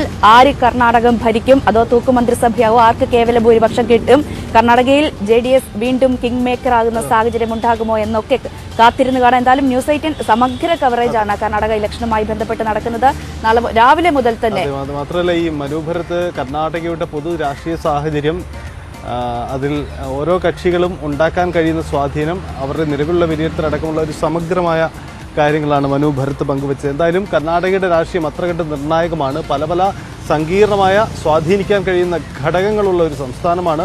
അതുകൊണ്ട് തന്നെ കർണാടക അത്ര പ്രധാനമുണ്ട്. മാത്രമല്ല ദേശീയ രാഷ്ട്രീയത്തിലും അങ്ങേയറ്റം പ്രതിഫലനം ഉണ്ടാക്കാൻ കഴിയുന്ന ഒരു തെരഞ്ഞെടുപ്പ് ഫലമായി നാളെ പുറത്തു വരാൻ പോകുന്ന തീർച്ചയായും ഈ ലോക്സഭാ തെരഞ്ഞെടുപ്പിന് തൊട്ട് മുമ്പുള്ള ഒരു തെരഞ്ഞെടുപ്പ് കൂടിയാണ്. അതുകൊണ്ട് തന്നെ കോൺഗ്രസിനെ സംബന്ധിച്ച് കൂടുതൽ ആത്മവിശ്വാസം ഉണ്ടാകണമെങ്കിൽ ഇതിൽ വിജയം അനിവാര്യമാണ്. BJP-യെ സംബന്ധിച്ച് ദക്ഷിണേന്ത്യയിൽ അവർ ഭരിക്കുന്ന ഏക സംസ്ഥാനമാണ് കർണാടക. അവരെ സംബന്ധിച്ചും അഭിമാന പോരാട്ടം കൂടിയാണ്. നമ്മളിനി പോകുന്നത് താനൂർ ബോട്ടപകടവുമായി ബന്ധപ്പെട്ട വാർത്തയിലേക്കാണ്. ഈ ബോട്ടപകടവുമായി ബന്ധപ്പെട്ട കൂടുതൽ അറ്റ്ലാന്റിക് ബോട്ടിന്റെ കൂടുതൽ രേഖകൾ പോലീസ് പിടിച്ചെടുക്കുന്ന സാഹചര്യം ഉണ്ടാകുന്നു. അങ്ങനെ അതുമായി ബന്ധപ്പെട്ടുള്ള കൂടുതൽ വാർത്തകൾ വരുന്നു. CV അനുമോദ് അവിടെ നിന്നും ചേർന്നുണ്ട്. Anumod, very good morning. ഈ പോലീസ് ഈ അറ്റ്ലാന്റിക് ബോട്ടുമായി ബന്ധപ്പെട്ടുള്ള കൂടുതൽ രേഖകൾ പിടിച്ചെടുക്കുന്ന സാഹചര്യമുണ്ടല്ലോ. എങ്ങനെയാണ് നിലവിൽ അന്വേഷണം പുരോഗമിക്കുന്നത്? ഇതുമായി ബന്ധപ്പെട്ടുള്ള കൂടുതൽ റിപ്പോർട്ടുകളൊക്കെ പോലീസ് മാധ്യമപ്രവർത്തകരുമായി പങ്കുവയ്ക്കുന്ന സാഹചര്യമുണ്ട്. ഒപ്പം തന്നെ ഈ അബ്ദുറഹ്മാന്റെ വീട്ടിലേക്ക് ഇന്ന് PK ഫിറോസിന്റെ നേതൃത്വത്തിലടക്കം മാർച്ച് നടക്കുന്നുണ്ട് എന്ന് മനസ്സിലാക്കാൻ സാധിക്കുന്നു. അതുമായി ബന്ധപ്പെട്ടുള്ള കാര്യങ്ങൾ കൂടി.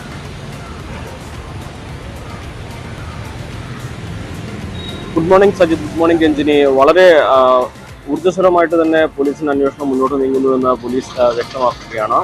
ഇതുവരെ കേസിൽ 9 പേരെ അറസ്റ്റ് ചെയ്ത് കഴിഞ്ഞു. ഇന്നലെ 4 പേരെ കൂടി അറസ്റ്റ് ചെയ്തു. ഈ ബോട്ടിലേക്ക് ആളെ വിളിച്ച് കയറ്റുന്ന 4 പേരാണ് പിടിയിലായത്. ഇനി ഒരാൾ കൂടി പിടിയിലാവാനുണ്ടെന്നാണ് പോലീസ് പറയുന്നത്. അങ്ങനെയെങ്കിൽ ഈ കേസുമായി ബന്ധപ്പെട്ട് ആദ്യഘട്ടത്തിൽ പിടിയിലാകാനുള്ളവരെ എല്ലാവരും തന്നെ അറസ്റ്റ് ചെയ്യാൻ പോലീസിന് സാധിച്ചത് പോലീസിനെ സംബന്ധിച്ച് ഒരു ആത്മവിശ്വാസം നൽകുന്ന കാര്യമാണ്. രണ്ടാമതായിട്ട് ഈ ബോട്ടിന് അനുമതി നൽകിയതുമായി ബന്ധപ്പെട്ട അന്വേഷണമാണ് പോലീസിന്റെ ഭാഗത്ത് ഇപ്പോൾ പുരോഗമിക്കുന്നത്. ഇന്നലെ ബേപ്പൂരിലും ആലപ്പുഴയിലും, ബേപ്പൂരിലെ പൂർവ്വ ആലപ്പുഴയിലെ ചീഫ് സർവേയറുടെ ഓഫീസിലും പോലീസ് പരിശോധന നടത്തി. ഈ അറ്റ്ലാന്റിസ് ബോട്ടുമായി ബന്ധപ്പെട്ട എല്ലാ രേഖകളും പോലീസ് പിടിച്ചെടുത്തിട്ടുണ്ട്.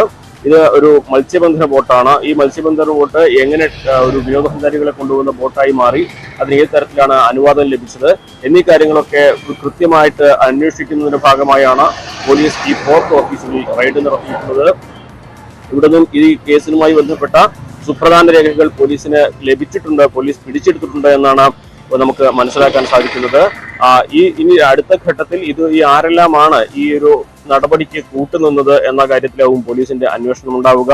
കാരണം ഈ അപകടം ഉണ്ടായ സമയം മുതൽ ഒരു മത്സ്യബന്ധന ബോട്ട് എങ്ങനെ ഒരു വിനോദസഞ്ചാര ബോട്ടായി മാറി, അതിന്റെ പിന്നിൽ ആരെല്ലാം ഈ ഇത്തരത്തിലൊരു തട്ടിപ്പ് നടത്താൻ സഹായിച്ചു എന്ന കാര്യങ്ങളൊക്കെ വലിയ തോതിൽ തന്നെ ചർച്ചയായതാണ്. അപ്പോൾ അക്കാര്യങ്ങളിലേക്ക് തന്നെയാണ് പോലീസിന്റെ അന്വേഷണം നേടുന്നത്. അന്വേഷണം തുടങ്ങി 4ാം ദിവസം പോലീസ് ഇത്തരത്തിൽ വളരെ വേഗത്തിൽ തന്നെ ഈ ബോട്ടിന്റെ അനുമതി നൽകുന്നതുമായി ബന്ധപ്പെട്ട കാര്യങ്ങളിലേക്ക് കടന്നിരിക്കുന്നു എന്നാണ് നമുക്ക് അറിയാൻ സാധിക്കുന്നത്. അതേപോലെ തന്നെ ഏറ്റവും പ്രധാനപ്പെട്ട കാര്യം, അന്വേഷണം ഒരു ഭാഗത്ത് പുരോഗമിക്കുമ്പോൾ തന്നെ പ്രതിഷേധങ്ങളും വലിയ തോതിൽ ഉയരുന്നുണ്ട്. നമ്മൾ ഇന്നലെ കണ്ടതാണ് മുസ്ലിം ലീഗിന്റെ ആദ്യഘട്ടത്തിലുള്ള ഒരു തണുപ്പൻ സമീപം, അല്ലെങ്കിൽ ഈ ദുരന്തത്തിന്റെ ഒരു ആഘാതത്തിൽ നിന്ന് മുക്തി നേടിയതിനു ശേഷം മുസ്ലിം ലീഗ് ഇക്കാര്യത്തിൽ ശക്തമായ നിലപാടെടുത്ത് നമ്മൾ കണ്ടതാണ്. ഇന്ന് യൂത്ത് ലീഗിന്റെ മാർച്ച് PK പ്രസംഗത്തിൽ യൂത്ത് ലീഗിന്റെ മാർച്ച് വി അബ്ദുറഹ്മാന്റെ ഓഫീസിലേക്ക് നിശ്ചയിച്ചിട്ടുണ്ട്. ഈ ബോട്ടുടമയ്ക്ക് വി അബ്ദുറഹ്മാനുമായും ഇടതുപക്ഷവുമായും അടുത്ത ബന്ധമുണ്ട് എന്നാണ് മുസ്ലിം ലീഗ് ആരോപിക്കുന്നത്. ഈ കാര്യങ്ങളിൽ യൂത്ത് ലീഗിന്റെ പ്രതിഷേധം കുറെ കൂടി ശക്തമാകുന്നു. നേരത്തെ പ്രസ്താവനകളായിരുന്നെങ്കിൽ ഇപ്പോൾ അത് പ്രതിഷേധമായി, പ്രക്ഷോഭമായിട്ട് യൂത്ത് ലീഗ് മാറ്റുകയാണ്. രാവിലെ 9:30-ക്കാണ് ഈ ഒരു പ്രതിഷേധ പ്രകടനം നിശ്ചയിച്ചിട്ടുള്ളത്. എന്താണെങ്കിലും താനൂർ അപകടം നടന്ന് 4 ദിവസം പിന്നിടുമ്പോൾ ഒരു ഭാഗത്ത് പോലീസിന്റെ അന്വേഷണം പുരോഗമിക്കുന്നു. അതേസമയത്ത് തന്നെ പ്രതിഷേധങ്ങൾ മുസ്ലിം ലീഗിന്റെ ഭാഗത്തും തുടങ്ങിയിട്ടുണ്ട്. Sajith.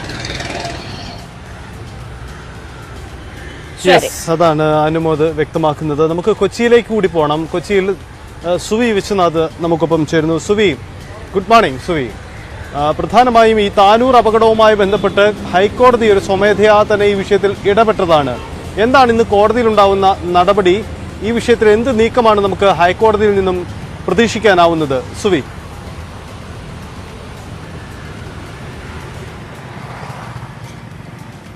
Good morning Sajith, good morning Ranjini.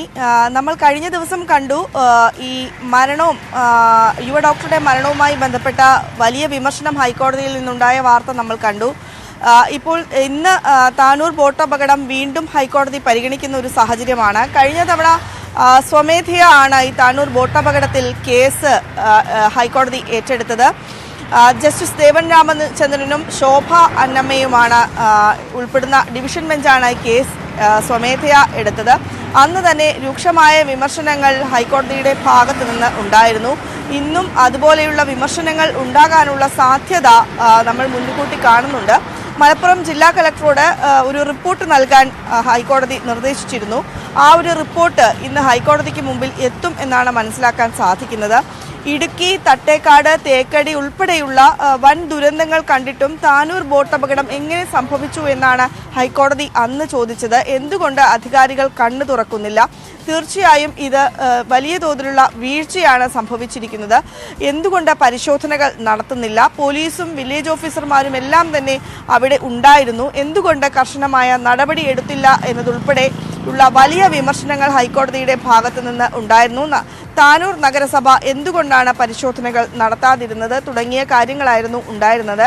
ഏതായാലും ഇന്ന് കൂടുതൽ വിമർശനങ്ങൾ ഹൈക്കോടതിയുടെ ഭാഗത്തു നിന്ന് ഉണ്ടാകും എന്നാണ് കരുതുന്നത്. ഏതായാലും പോലീസിന് നേരെയായിരിക്കും വലിയ തോതിലുള്ള വിമർശനം ഉണ്ടാകുക. കാരണം പോലീസ് ഇത് അറിഞ്ഞിട്ട് പോലും പരിശോധനകൾ നടത്തിയിട്ടില്ല എന്നൊരു ആരോപണം നേരത്തെ തന്നെ ഉന്നയിക്കപ്പെടുകയും ചെയ്തിട്ടുണ്ട്. അപ്പോൾ യുവ ഡോക്ടറുടെ മരണത്തിന് ശേഷം ഇന്ന് വീണ്ടും ഹൈക്കോടതിയിൽ നിന്ന് പോലീസിനെതിരെ രൂക്ഷമായൊരു വിമർശനം ഉണ്ടാകാനുള്ളൊരു സാധ്യതയാണ് മുൻകൂട്ടി കാണുന്നത്. ഏതായാലും രാവിലെ തന്നെ ഈ ബോട്ട് അപകടവുമായി ബന്ധപ്പെട്ട കേസ് ഹൈക്കോടതി പരിഗണിക്കും എന്നാണ് മനസ്സിലാക്കാൻ സാധിക്കുന്നത്. രഞ്ജിനി. യെസ്, നമ്മൾ വീണ്ടും മടങ്ങി വരികയാണ്. മടങ്ങി വരുമ്പോൾ മറ്റൊരു പ്രധാനപ്പെട്ട വാർത്തയിലേക്ക് പോകുമ്പോൾ ബംഗാൾ ഉൾക്കടലിൽ രൂപപ്പെട്ട മോക്ക ചുഴലിക്കാറ്റ് തീവ്ര ചുഴലിക്കാറ്റായി മാറി. വീണ്ടും ശക്തി പ്രാപിച്ചു മണിക്കൂറിൽ 175 കിലോമീറ്റർ വരെ വേഗത്തിൽ അതിതീവ്ര ചുഴലിക്കാറ്റായി ഇത് മാറും. ഇത് ബംഗ്ലാദേശ് മ്യാൻമാർ തീരത്ത് കരയിൽ പ്രവേശിക്കാൻ സാധ്യതയെന്നാണ് മുന്നറിയിപ്പുള്ളത്. കേരളത്തിൽ ഇന്നുകൂടി മഴ തുടരാൻ സാധ്യതയുണ്ട്. 3 ജില്ലകളിൽ ഇന്ന് യെല്ലോ അലേർട്ടാണ്. തെക്ക് കിഴക്ക് ബംഗാൾ ഉൾക്കടലിൽ ശക്തമായ കാറ്റിന് സാധ്യതയുള്ളതിനാൽ മത്സ്യത്തൊഴിലാളികൾക്കായി ജാഗ്രതാ നിർദ്ദേശം പുറപ്പെടുവിച്ചു. എന്നാൽ കേരള, കർണാടക, ലക്ഷദ്വീപ് തീരങ്ങളിൽ മത്സ്യബന്ധനത്തിന് തടസ്സമില്ല എന്നും കേന്ദ്ര കാലാവസ്ഥാ വകുപ്പ് അറിയിച്ചു.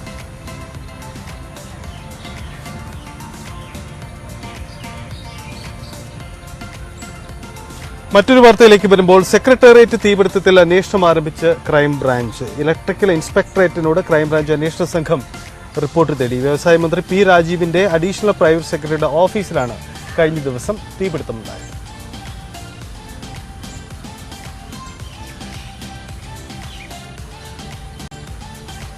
കെഎസ്ആർടിസിയിൽ ശമ്പള പ്രതിസന്ധി തുടരുകയാണ്. എന്തായാലും സമരം ശക്തമാക്കാനുള്ള തീരുമാനത്തിലാണ് യൂണിയനുകൾ. കഴിഞ്ഞ ദിവസം ഗതാഗത മന്ത്രിയുമായി ചർച്ച നടത്തിയിരുന്നു. പക്ഷേ ചർച്ച പരാജയപ്പെട്ട സാഹചര്യത്തിൽ സമരം ശക്തമാക്കുകയാണ് യൂണിയനുകൾ. മാനേജ്മെന്റുമായും സർക്കാരുമായും കലഹിച്ചു നിൽക്കുന്ന യൂണിയനുകൾ സമരം ശക്തമാക്കുകയാണ്. മുഖ്യമന്ത്രിയുമായി നടത്തിയ ചർച്ച പരാജയപ്പെട്ടതിന് പിന്നാലെ യൂണിയനുകൾ സമരം ആരംഭിച്ചിരുന്നു. പിന്നാലെ ഗതാഗത മന്ത്രിയുമായി ചർച്ച നടത്തിയെങ്കിലും അതും പരാജയപ്പെട്ടു. CATUവും TDFും ചീഫ് ഓഫീസിന് മുന്നിലെ സമരം തുടരുമെന്ന് അറിയിച്ചിരിക്കുകയാണ്. സംയുക്ത സമരസമിതിയിൽ നിന്നും പിന്മാറിയ BMS വീണ്ടും പണിമുടക്കടക്കമുള്ള സമരങ്ങളിലേക്ക് കടക്കും. ശക്തമായ പ്രക്ഷോഭ സമരങ്ങളിലേക്ക് ഞങ്ങൾ പോകും. ഗവൺമെന്റ് അടിയന്തരമായി RTCക്ക് ആവശ്യമായ പണം നൽകണം. ശമ്പളം കിട്ടാണ്ടായാൽ ജോലി ചെയ്യുക എന്ന് പറയുന്നത് സാധ്യമല്ല. കാരണം 30 ദിവസം ജോലി ചെയ്തിട്ട് 15 ദിവസം ശമ്പളം എന്ന് പറയുമ്പോൾ വാടകയ്ക്ക് താമസിക്കുന്നവൻ, കുട്ടികളുടെ ഫീസ്, അതുപോലെ ലോൺ അടയ്ക്കേണ്ട, അതൊന്നും സാധിക്കുന്നില്ല. ആത്മഹത്യ അല്ലാതെ മറ്റൊരു മാർഗമില്ല. ശമ്പളം ഗഡുക്കളായി നൽകുന്നത് അവസാനിപ്പിക്കണമെന്ന് തൊഴിലാളി സംഘടനകൾ ഭരണ പ്രതിപക്ഷ വ്യത്യാസമില്ലാതെ ആവശ്യപ്പെടുന്നു. എന്നാൽ സർക്കാർ ധനസഹായം ലഭിച്ചാൽ മാത്രമേ ശമ്പള വിതരണം നടത്താനാകൂ എന്നാണ് മാനേജ്മെന്റിന്റെയും ഗതാഗത മന്ത്രിയുടെയും നിലപാട്. ന്യൂസ് 18 തിരുവനന്തപുരം. മറ്റൊരു വാർത്തയിലേക്ക് വരുമ്പോൾ അൺഎയ്ഡഡ് സ്കൂളുകളിലെ 1ാം ക്ലാസ്സിലെ പ്രവേശനത്തിൽ 25% ദുർബല വിഭാഗത്തിൽ നിന്നുള്ള കുട്ടികൾക്കാകണമെന്ന് ഹൈക്കോടതി നിരീക്ഷിച്ചിട്ടുണ്ട്. ഇതിനായി ചെലവാകുന്ന തുക ലഭിക്കാൻ സ്കൂളുകൾക്ക് സർക്കാരിനെ സമീപിക്കാമെന്നും ഹൈക്കോടതി ഉത്തരവിട്ടു. അൺഎയ്ഡഡ് സ്കൂളുകൾ സമീപ പ്രദേശങ്ങളിലെ ദുർബലരായ വിദ്യാർത്ഥികൾക്ക് പ്രവേശനം നൽകണമെന്ന് 2009 വിദ്യാഭ്യാസ അവകാശ നിയമത്തിലുണ്ട്. ഇതനുസരിച്ച് പ്രവേശനം ചിട്ടപ്പെടുത്താനാണ് കോടതിയുടെ നിർദ്ദേശം. പഠന ചെലവ് പൂർണ്ണമായും സർക്കാർ വഹിക്കണം. വിദ്യാർത്ഥികളുടെ ചെലവിനായി സ്കൂളുകൾക്ക് സർക്കാരിനെ സമീപിക്കാമെന്നും കോടതി പറഞ്ഞു. Chief justice S. മണികുമാർ ഉൾപ്പെട്ട ഡിവിഷൻ ബെഞ്ചിന്റേതാണ് ഉത്തരവ്. കോവിഡ് കാലത്ത് ഓൺലൈൻ ക്ലാസുകളായിരുന്നിട്ടും സ്കൂളുകൾ ഉയർന്ന ഫീസ് വാങ്ങിയെന്ന് കാട്ടി കൊച്ചി സ്വദേശി ആൽബർട്ടാണ് ഹർജി നൽകിയത്. സമൂഹത്തിലേക്ക് നല്ല വ്യക്തിത്വ വികാസമുള്ള കുട്ടികളെ സംഭാവന ചെയ്യാനും കൂടി ഈ ആക്ടിൻ്റെ ഒരു പ്രയോജനം കിട്ടും. ഇവരോട് ക്യാപിറ്റേഷൻ ഫീ ചോദിക്കുകയോ ഇവർക്ക് ഇൻ്റർവ്യൂ നടത്തുകയോ ചെയ്യാൻ പാടില്ല എന്നുള്ള പ്രത്യേകം ആ വിധിയിൽ പറഞ്ഞിട്ടുണ്ട്. അത് 100% ബാധകമാക്കിയിട്ടാണ് പറഞ്ഞിട്ടുള്ളത്. കോടതി വിധി നടപ്പായാൽ നിർധനരായ വിദ്യാർത്ഥികൾക്ക് മികച്ച സ്കൂളുകളിൽ വിദ്യാഭ്യാസത്തിന് അവസരമുണ്ടാകും. ഈ അധ്യയന വർഷം മുതലെങ്കിലും കോടതി വിധി നടപ്പാക്കുമെന്നാണ് പ്രതീക്ഷ. ന്യൂസ് 18 കൊച്ചി. കോഴിക്കോട് മെഡിക്കൽ കോളേജിൽ പ്രസവ ശസ്ത്രക്രിയയ്ക്കിടെ കത്രിക വയറ്റിൽ കുടുങ്ങിയ സംഭവത്തിൽ നീതിക്കായി വീണ്ടും സമരത്തിനൊരുങ്ങുകയാണ് ഹർഷിന. കോൺഗ്രസ് പിന്തുണയോടെ മെയ് 22 മുതലാണ് ഹർഷിന സമരം ആരംഭിക്കുന്നത്. 2022 സെപ്റ്റംബർ 17 ഹർഷിനയ്ക്ക് കടുത്ത വയറുവേദനയെ തുടർന്ന് പരിശോധിച്ചപ്പോൾ പ്രസവ ശസ്ത്രക്രിയയ്ക്കിടെ വയറ്റിൽ കത്രിക അകപ്പെട്ടതായി സ്ഥിരീകരിച്ചത്. 2017 നവംബർ 30 കോഴിക്കോട് മെഡിക്കൽ കോളേജ് ആശുപത്രിയിൽ ഹർഷിന പ്രസവ ശസ്ത്രക്രിയയ്ക്ക് വിധേയമായിരുന്നു. ശസ്ത്രക്രിയയ്ക്കിടെ ഉപകരണം വയറ്റിൽ കുടുങ്ങിയെന്നാണ് ഹർഷിനയുടെ പരാതി. ആരോഗ്യമന്ത്രി നിയോഗിച്ച 2 അന്വേഷണ സമിതികളും മെഡിക്കൽ കോളേജിൽ നിന്ന് കത്രിക വയറ്റിൽ കുടുങ്ങിയെന്ന് കണ്ടെത്താനായില്ലെന്നാണ് റിപ്പോർട്ട് നൽകിയത്. ആഭ്യന്തര അന്വേഷണ സമിതിയെ വിശദ അന്വേഷണത്തിന് നിയോഗിക്കുമെന്ന് പറഞ്ഞെങ്കിലും എങ്ങും എത്തിയിട്ടില്ല. മെഡിക്കൽ കോളേജിന് മുമ്പിൽ 7 ദിവസത്തോളം ഹർഷിന സമരം നടത്തിയെങ്കിലും മന്ത്രി വീണ ജോർജിന്റെ ഉറപ്പിനെ തുടർന്ന് പിൻവലിക്കുകയായിരുന്നു. മന്ത്രിയുടെ ഉറപ്പ് പാലിക്കപ്പെടാതെ വന്നതോടെ ഈ മാസം 22 മുതൽ ഹർഷിന മെഡിക്കൽ കോളേജിന് മുമ്പിൽ വീണ്ടും സമരം തുടരും. കോൺഗ്രസ് പിന്തുണയോടെയാണ് സമരം. വിജയം കിട്ടുന്നത് വരെ, നീതി എവിടെ കിട്ടുമോ അതുവരെ ശക്തമായിട്ട് തന്നെ സമരവുമായി മുന്നോട്ട് പോകാൻ തന്നെയാണ് തീരുമാനം. ഇനി ഒരു സ്ത്രീക്കും ഈ ഒരു ഗതി ഉണ്ടാവരുത്. അത് തന്നെയാണ് നമ്മളെ ഈ ഒരു സമരത്തിൻ്റെ ലക്ഷ്യം കൂടി. 50 ലക്ഷം രൂപ നഷ്ടപരിഹാരം വേണമെന്നാണ് ഹർഷിനയുടെ ആവശ്യം. കുറ്റക്കാർക്കെതിരെ നടപടിയും ഉണ്ടാവണം. ഹർഷിനയുടെ സമരപ്രഖ്യാപന convention DCC president advocate Praveen Kumar ഉദ്ഘാടനം ചെയ്തു. ന്യൂസ് 18 കോഴിക്കോട്. യെസ്, അപ്പം നമ്മൾ ഇനി വളരെ പ്രധാനപ്പെട്ട ഒരു സെഗ്മെന്റിലേക്ക് പ്രഭാത കേരളം കടക്കുകയാണ്. പത്രം. ഇന്നത്തെ പത്രങ്ങളുടെ ഉള്ളടക്കം പരിശോധിക്കുന്നത് കിരൺ ബാബുവാണ്. Kiran, very good morning. ഏറെ നിർണായകമായ രാഷ്ട്രീയ നീക്കങ്ങളൊക്കെ പ്രതീക്ഷിക്കുന്ന കർണാടകയിലെ വാർത്തകൾ ഉണ്ടാവാം. ഒപ്പം തന്നെ വന്ദനാദാസിൻ്റെ മരണവും അതിൻ്റെ തുടർ ചിത്രങ്ങളുമൊക്കെ ഉൾപ്പെടുത്തിയ വാർത്തകളുമൊക്കെ ഇന്നത്തെ മുഖ്യധാര പത്രങ്ങളിലെ ഉള്ളടക്കമായിട്ടുണ്ടാവാം, അല്ലേ കിരൺ? നമസ്കാരം സൈത്ത് രഞ്ജിനി. എന്തായാലും വളരെ പ്രധാനപ്പെട്ട വാർത്തകളുണ്ട്. സാധാരണഗതിയിൽ ഇന്ന് മിക്കവാറും പത്രങ്ങളെല്ലാം ഒരേ വാർത്ത തന്നെയാണ് പ്രധാന വാർത്തയായി നൽകിയിരിക്കുന്നത്. കേരളം ഏറ്റവും കൂടുതൽ കഴിഞ്ഞ ദിവസം ചർച്ച ചെയ്ത വാർത്തയും അതുതന്നെയാണ് വന്ദനാദാസിൻ്റെ മരണവും അതുമായി ബന്ധപ്പെട്ട് ഡോക്ടർമാരുടെ സമരവും ഇന്നലെ സർക്കാർ നടത്തിയ ചർച്ചയും ആ ഓർഡിനൻസ് ഭേദഗതി കൊണ്ടുവരാം എന്നുള്ള ഉറപ്പും. ഈ വാർത്ത തന്നെയാണ് ഒട്ടുമിക്ക പത്രങ്ങളും ലീഡ് വാർത്തയായി തന്നെ ഒന്നാം പേജിൽ നൽകിയിരിക്കുന്നത്. പലപ്പോഴും ആ ഒരു ഫീൽ കിട്ടുന്ന തരത്തിലുള്ള ചിത്രവും മിക്കവാറും പത്രങ്ങളൊക്കെ തന്നെ നൽകിയിട്ടുണ്ട്. വ്യത്യസ്തമായ ആംഗിളുകളിലാണ് നൽകിയിരിക്കുന്നത്. അതോടൊപ്പം തന്നെ ദേശീയ തലത്തിലുള്ള വാർത്തകളുണ്ട്. എന്തായാലും പത്രം 18ലേക്ക് സ്വാഗതം.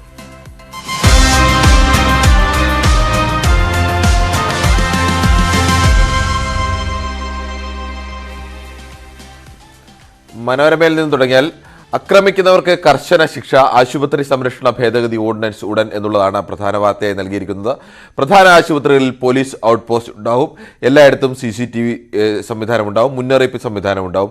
ഡോക്ടർ വന്ദന അക്രമിയെ കണ്ട് മരവിച്ചു നിന്നു, ഓടിയില്ല എന്ന് ഹൈക്കോടതിയിലെ പോലീസിന്റെ വിശദീകരണം. പോലീസ് എന്താണ് അവിടെ നൽകിയ വിശദീകരണം? മറ്റുള്ളവരൊക്കെ ഓടി രക്ഷപ്പെട്ടു, അവിടെ വന്ദനയ്ക്ക് ഓടി രക്ഷപ്പെടാൻ കഴിഞ്ഞില്ല, പകച്ചു നിന്നു എന്നുള്ളൊരു വിശദീകരണം നൽകുന്നു. അത് ഹൈക്കോടതിയിൽ അവർ അംഗീകരിച്ചത്, പോലീസ് അംഗീകരിച്ചത് സ്വന്തം ജീവൻ പോയാൽ പോലും സംരക്ഷിക്കേണ്ട ഉത്തരവാദിത്തം ഉണ്ടായിരുന്നു. പക്ഷേ ആ ഉത്തരവാദിത്തം നിറവേറ്റുന്നതിൽ പോലീസിന് വീഴ്ച പറ്റി. വീഴ്ച അംഗീകരിച്ചടക്കം വിശദമായി തന്നെയാണ് ഒന്നാം പേജിലും അകത്തെ പേജിലും എല്ലാം വാർത്ത നൽകിയിരിക്കുന്നത്. മനോരമ മാത്രമല്ല, കേരളത്തിലെ മിക്കവാറും മലയാള പത്രങ്ങളും ഇംഗ്ലീഷ് പത്രങ്ങളും എല്ലാം കേരള എഡിഷനുകളിലെല്ലാം തന്നെ വളരെ വിശദമായ വാർത്തയാണ്. കോടതിയുടെ നടപടിയിൽ പോലീസിൻ്റെ നിലപാട്, സർക്കാരിൻ്റെ നിലപാട്, വിവിധ പ്രതിഷേധങ്ങൾ, അതോടൊപ്പം തന്നെ ഡോക്ടർമാരെടുത്ത സമാനമായ രീതിയിലേക്ക് മുമ്പ് ആക്രമണം നേരിടേണ്ടി വന്ന മരണത്തിലെത്തിയില്ലെങ്കിൽ പോലും പലതരത്തിലുള്ള ആക്രമണം, കായികമായ ആക്രമണങ്ങൾ നേരിടേണ്ടി വന്ന ഡോക്ടർമാരുടെ അനുഭവക്കുറിപ്പുകൾ ഒക്കെ സഹിതം വളരെ വിശദമായി തന്നെയാണ് മാധ്യമങ്ങൾ ഇത് കൈകാര്യം ചെയ്തിരിക്കുന്നത്. മറ്റൊരു പ്രധാന വാർത്തയായി മിക്കവാറും പത്രങ്ങളെല്ലാം തന്നെ നൽകിയിട്ടുണ്ട്. പ്രത്യേകിച്ച് പല ഇംഗ്ലീഷ് പത്രങ്ങളുടെയും ലീഡ് വാർത്ത തന്നെയാണ് മഹാരാഷ്ട്രയെ സംബന്ധിച്ച് വളരെ സുപ്രധാനം. മഹാരാഷ്ട്രയെ സംബന്ധിച്ച് മാത്രമല്ല, ഇനി വരാൻ പോകുന്ന പല നിയമസഭകളിലും വരാൻ പോകുന്ന പല പ്രശ്നങ്ങൾക്കുള്ളൊരു മുന്നറിയിപ്പ് എന്ന നിലയിൽ കൂടി, അല്ലെങ്കിൽ അതിനുകൂടി ബാധകമാകുന്ന ഒരു വിധിയാണ് സുപ്രീം കോടതി പുറപ്പെടുവിച്ചത്. മഹാരാഷ്ട്രയിൽ ഉദ്ധവ് താക്കറെ സർക്കാരിൻ്റെ രാജിയിലേക്ക് നയിച്ച നടപടിക്രമങ്ങൾ ഗവർണർക്കും നിയമസഭാ സ്പീക്കർക്കും ഗുരുതരമായ വീഴ്ച പറ്റിയെങ്കിലും ആ സർക്കാരിനെ പുനഃസ്ഥാപിക്കാനാകില്ലെന്ന് സുപ്രീം കോടതി ഭരണഘടനാ ബെഞ്ച് വിധിച്ചു. അവിടെ ഗവർണറുടെ രൂക്ഷമായ വിമർശനമാണ് കോടതിയുടെ ഭാഗത്തുനിന്നുണ്ടായത്. ഗവർണർ അത്തരം ഒരു രാഷ്ട്രീയ കളിക്ക് ഗവർണർ നിന്നത് ശരിയായില്ല. പക്ഷേ രാജിവെക്കുകയായിരുന്നു. നേരിട്ട് ഒരു വിശ്വാസ വോട്ടെടുപ്പ് നേരിടുന്നതിന് പകരമായി അതിന് തൊട്ട് മുമ്പായി രാജിവെക്കുകയായിരുന്നു. പക്ഷേ രാജിവെച്ച ഒരു സർക്കാരിനെ പുനഃസ്ഥാപിക്കാൻ സാധിക്കില്ല എന്നതുകൂടി കോടതി പറയുന്നു. അപ്പോൾ ആരുടേതാണ് വിജയമെന്ന് ചോദിച്ചാൽ ധാർമ്മികമായ വിജയം ഒരു പക്ഷത്ത് നിൽക്കുമ്പോൾ ആത്യന്തികമായ അധികാരം നിലനിൽക്കുന്നു എന്നുള്ളത് കൂടിയുണ്ട്.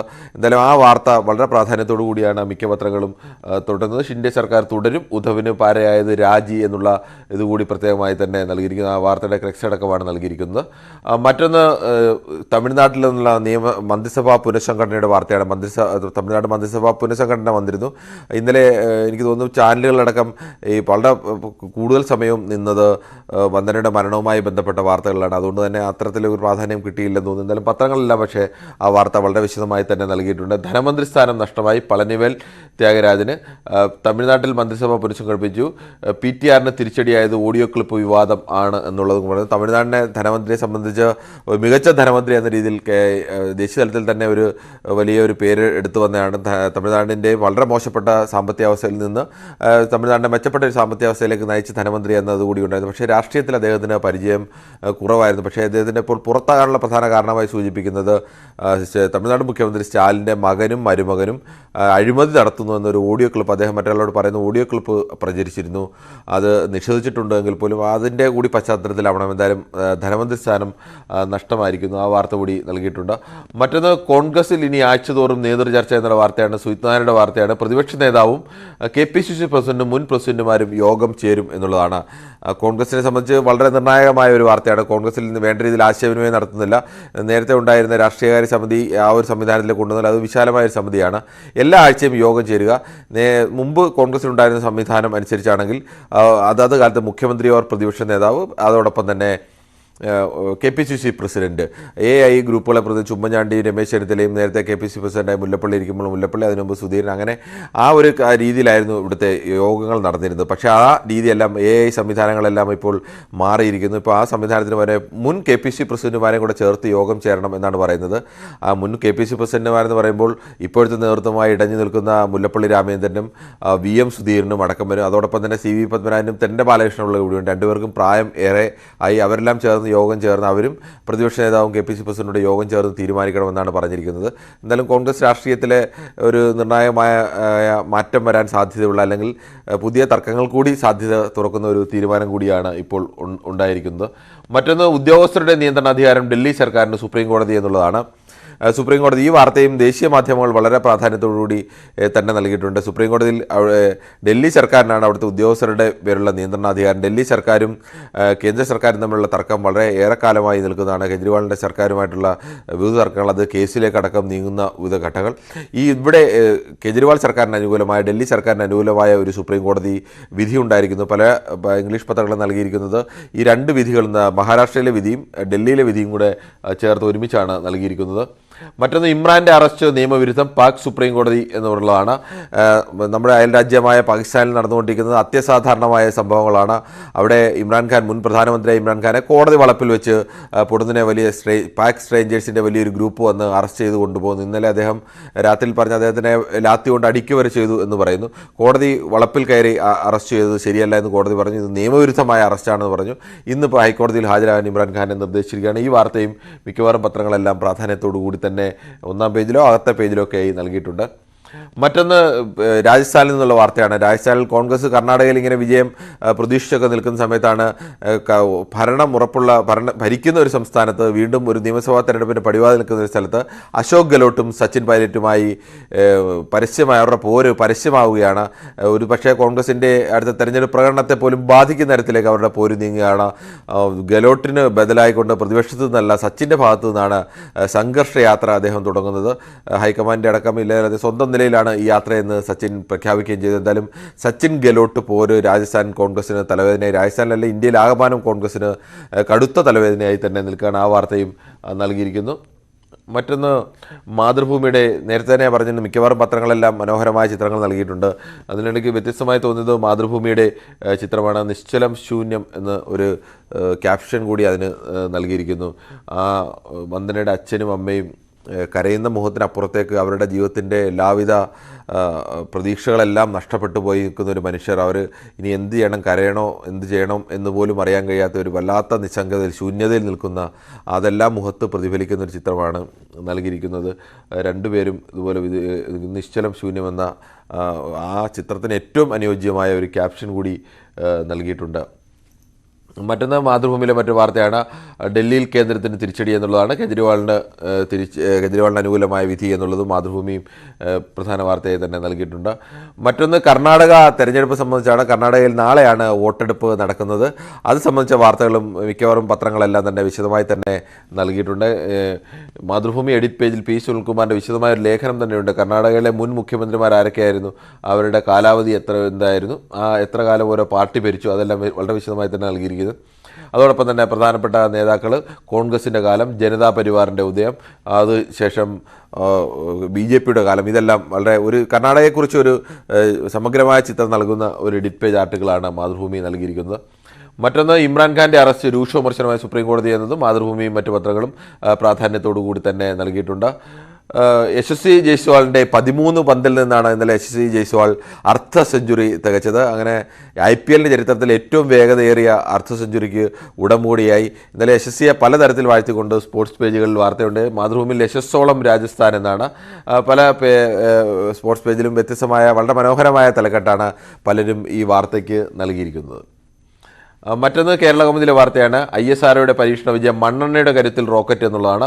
ഉപഗ്രഹ റോക്കറ്റുകളുടെ ശേഷി ഇരട്ടിയാക്കാൻ ISRO വികസിപ്പിച്ച മണ്ണെണ്ണ ചേർത്ത ഇന്ധനത്തിൻ്റെയും അതുപയോഗിച്ചുള്ള സെമി ക്രയോജനിക് എഞ്ചിൻ്റെയും പരീക്ഷണം വിജയം. ഇതോടെ ബാഹുബലി എന്ന GSLV Mark 3 റോക്കറ്റിൻ്റെ ഉപഗ്രഹ വിക്ഷേപണ ശേഷി 6000 മുതൽ 10000 കിലോഗ്രാം വരെ വർദ്ധിപ്പിക്കുക. നിലവിൽ അത് 4000 കിലോഗ്രാമാണ് ശേഷി. അതാണ് 6000 മുതൽ 10 ഇരട്ടിയിലധികം, 2.5 ഇരട്ടിയോളം ഉള്ള വർധനവ് ഇതാണ്.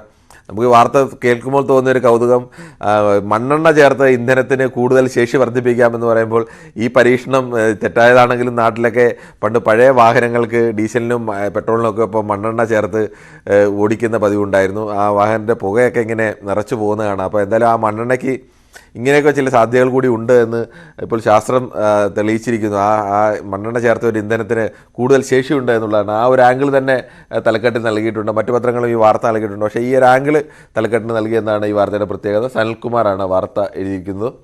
മറ്റൊന്ന്, പാർട്ടിയെ വെല്ലുവിളിച്ച് ജനസംഘർഷ യാത്രയുമായ സച്ചിൻ എന്നുള്ള വാർത്ത കേരള കൗമുദിയും മറ്റു പത്രങ്ങളെല്ലാം തന്നെ പ്രാധാന്യത്തോടു കൂടി നൽകിയിട്ടുണ്ട്. ഇത് ദേശാഭിമാനിയുടെ 1-ാം പേജാണ്. ദേശാഭിമാനി സംബന്ധിച്ചിടത്തോളം BJP സർക്കാരുകൾക്ക് വിരുദ്ധമായ വാർത്ത വരുന്നു. ആ രാഷ്ട്രീയ പ്രാധാന്യം കൂടി കണക്കിലെടുത്ത് ദേശാഭിമാനിയുടെ ഒരു രാഷ്ട്രീയ ആംഗിൾ കൂടി വെച്ച് ഈ വാർത്ത മന്ത്രിസഭയെ അനുസരിക്കണം എന്നുള്ളത് ഗവർണർക്കെതിരെ സുപ്രീം കോടതിയുടെ താക്കീത് എന്നുള്ളതാണ്. ഗവർണർമാർക്ക് താക്കീത് എന്നുള്ളതാണ്. പ്രത്യേകിച്ച് കേരള ഗവർണറും ഇപ്പോൾ ആ സംഘർഷത്തിന് അയവ് വന്നിട്ടുണ്ടെങ്കിലും സർക്കാരുമായി നിൽക്കുന്ന സംഘർഷത്തിൻ്റെ കൂടി പശ്ചാത്തലത്തിലാവണം. അങ്ങനെ ഒരു വാർത്ത, ആ ഒരു തലക്കെട്ട് തന്നെ കൃത്യമായും ദേശാഭിമാനി നൽകിയിരിക്കുന്നു. രാഷ്ട്രീയ കളി വേണ്ട എന്ന് കോടതി പറഞ്ഞതും മന്ത്രിസഭയെ അനുസരിക്കണം എന്ന്, ഗവർണർ അനുസരിക്കണമെന്ന് കോടതി പറഞ്ഞതും തന്നെ പ്രധാന വാർത്ത. ഡൽഹിയിലെയും മഹാരാഷ്ട്രയിലെയും വാർത്തകളാണ് 1-ാം പേജിൽ നൽകിയിരിക്കുന്നത്. വീക്ഷണം സ്വാഭാവികമായി നൽകിയിരിക്കുന്നത് വീഴ്ച സംബന്ധിച്ച് പോലീസ് എന്നുള്ളതാണ്. വീക്ഷണത്തെ സംബന്ധിച്ച് കോൺഗ്രസിന് ഉയർന്ന ഏറ്റവും വലുത് പോലീസിൻ്റെ ഭാഗത്തു നിന്ന് വീഴ്ച ഉണ്ടായിട്ടുണ്ട്. അത് ഹൈക്കോടതിയിലടക്കം പോലീസിന് സമ്മതിക്കേണ്ടി വന്നു. ആഭ്യന്തര വകുപ്പ് കൈകാര്യം ചെയ്യുന്ന മുഖ്യമന്ത്രിയാണ്. ആ നിലയ്ക്ക് കൂടി ആ പ്രാധാന്യം കൂടി കണ്ടുകൊണ്ട് പോലീസിൻ്റെ വീഴ്ച സംബന്ധിച്ചു എന്നുള്ള വാർത്ത തന്നെയാണ് വീക്ഷണം പ്രധാന വാർത്തയായി 1-ാം പേജിൽ നൽകിയിരിക്കുന്നത്. ഇതടക്കം മറ്റ് പത്രങ്ങളിലെ വാർത്തകളിലേക്ക് കൂടെ കടക്കേണ്ടതുണ്ടായിരുന്നു. പക്ഷേ ന്യൂസ് അതിൻ്റെ സമയപരിമിതി മൂലം കടക്കുന്നില്ല. നാളെയും ഇതേ സമയം പത്രം 18.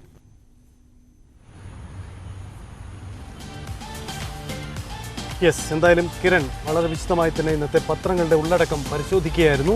സമഗ്രവും സമ്പന്നവുമായ ഉള്ളടക്കം ഇന്നത്തെ പത്രങ്ങളിൽ. നമ്മളിനി പോകുന്നത് കണ്ണൂരേക്കാണ്. ഒരു ദുഃഖകരമായ വാർത്ത. രാവിലെ തന്നെ വാഹനാപകടം, 2 മരണം. കണ്ണൂർ മെരുവാമ്പായിൽ വാഹനാപകടത്തിൽ 2 മരണം.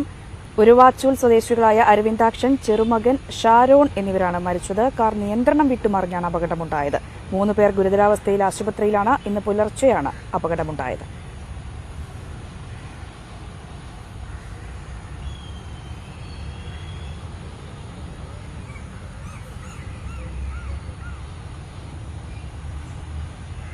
വീണ്ടും മറ്റൊരു വാർത്തയിലേക്ക് വരുമ്പോൾ, കായലിലെ അമിത ചൂഷണം കൗവായി കായലിന്റെ കല്ലുമായ കർഷകർക്ക് തിരിച്ചടിയായി. പൂർണ്ണ വളർച്ചയെത്താത്ത കല്ലുമ്മക്കായ നശിക്കാൻ തുടങ്ങിയതോടെ വിപണിയിൽ വില ലഭിക്കുന്നില്ല. മാനദണ്ഡം നിശ്ചയിച്ച് കൃഷി ശാസ്ത്രീയമായി നിയന്ത്രിക്കണമെന്നാണ് ഇപ്പോൾ ഉയരുന്ന ആവശ്യം.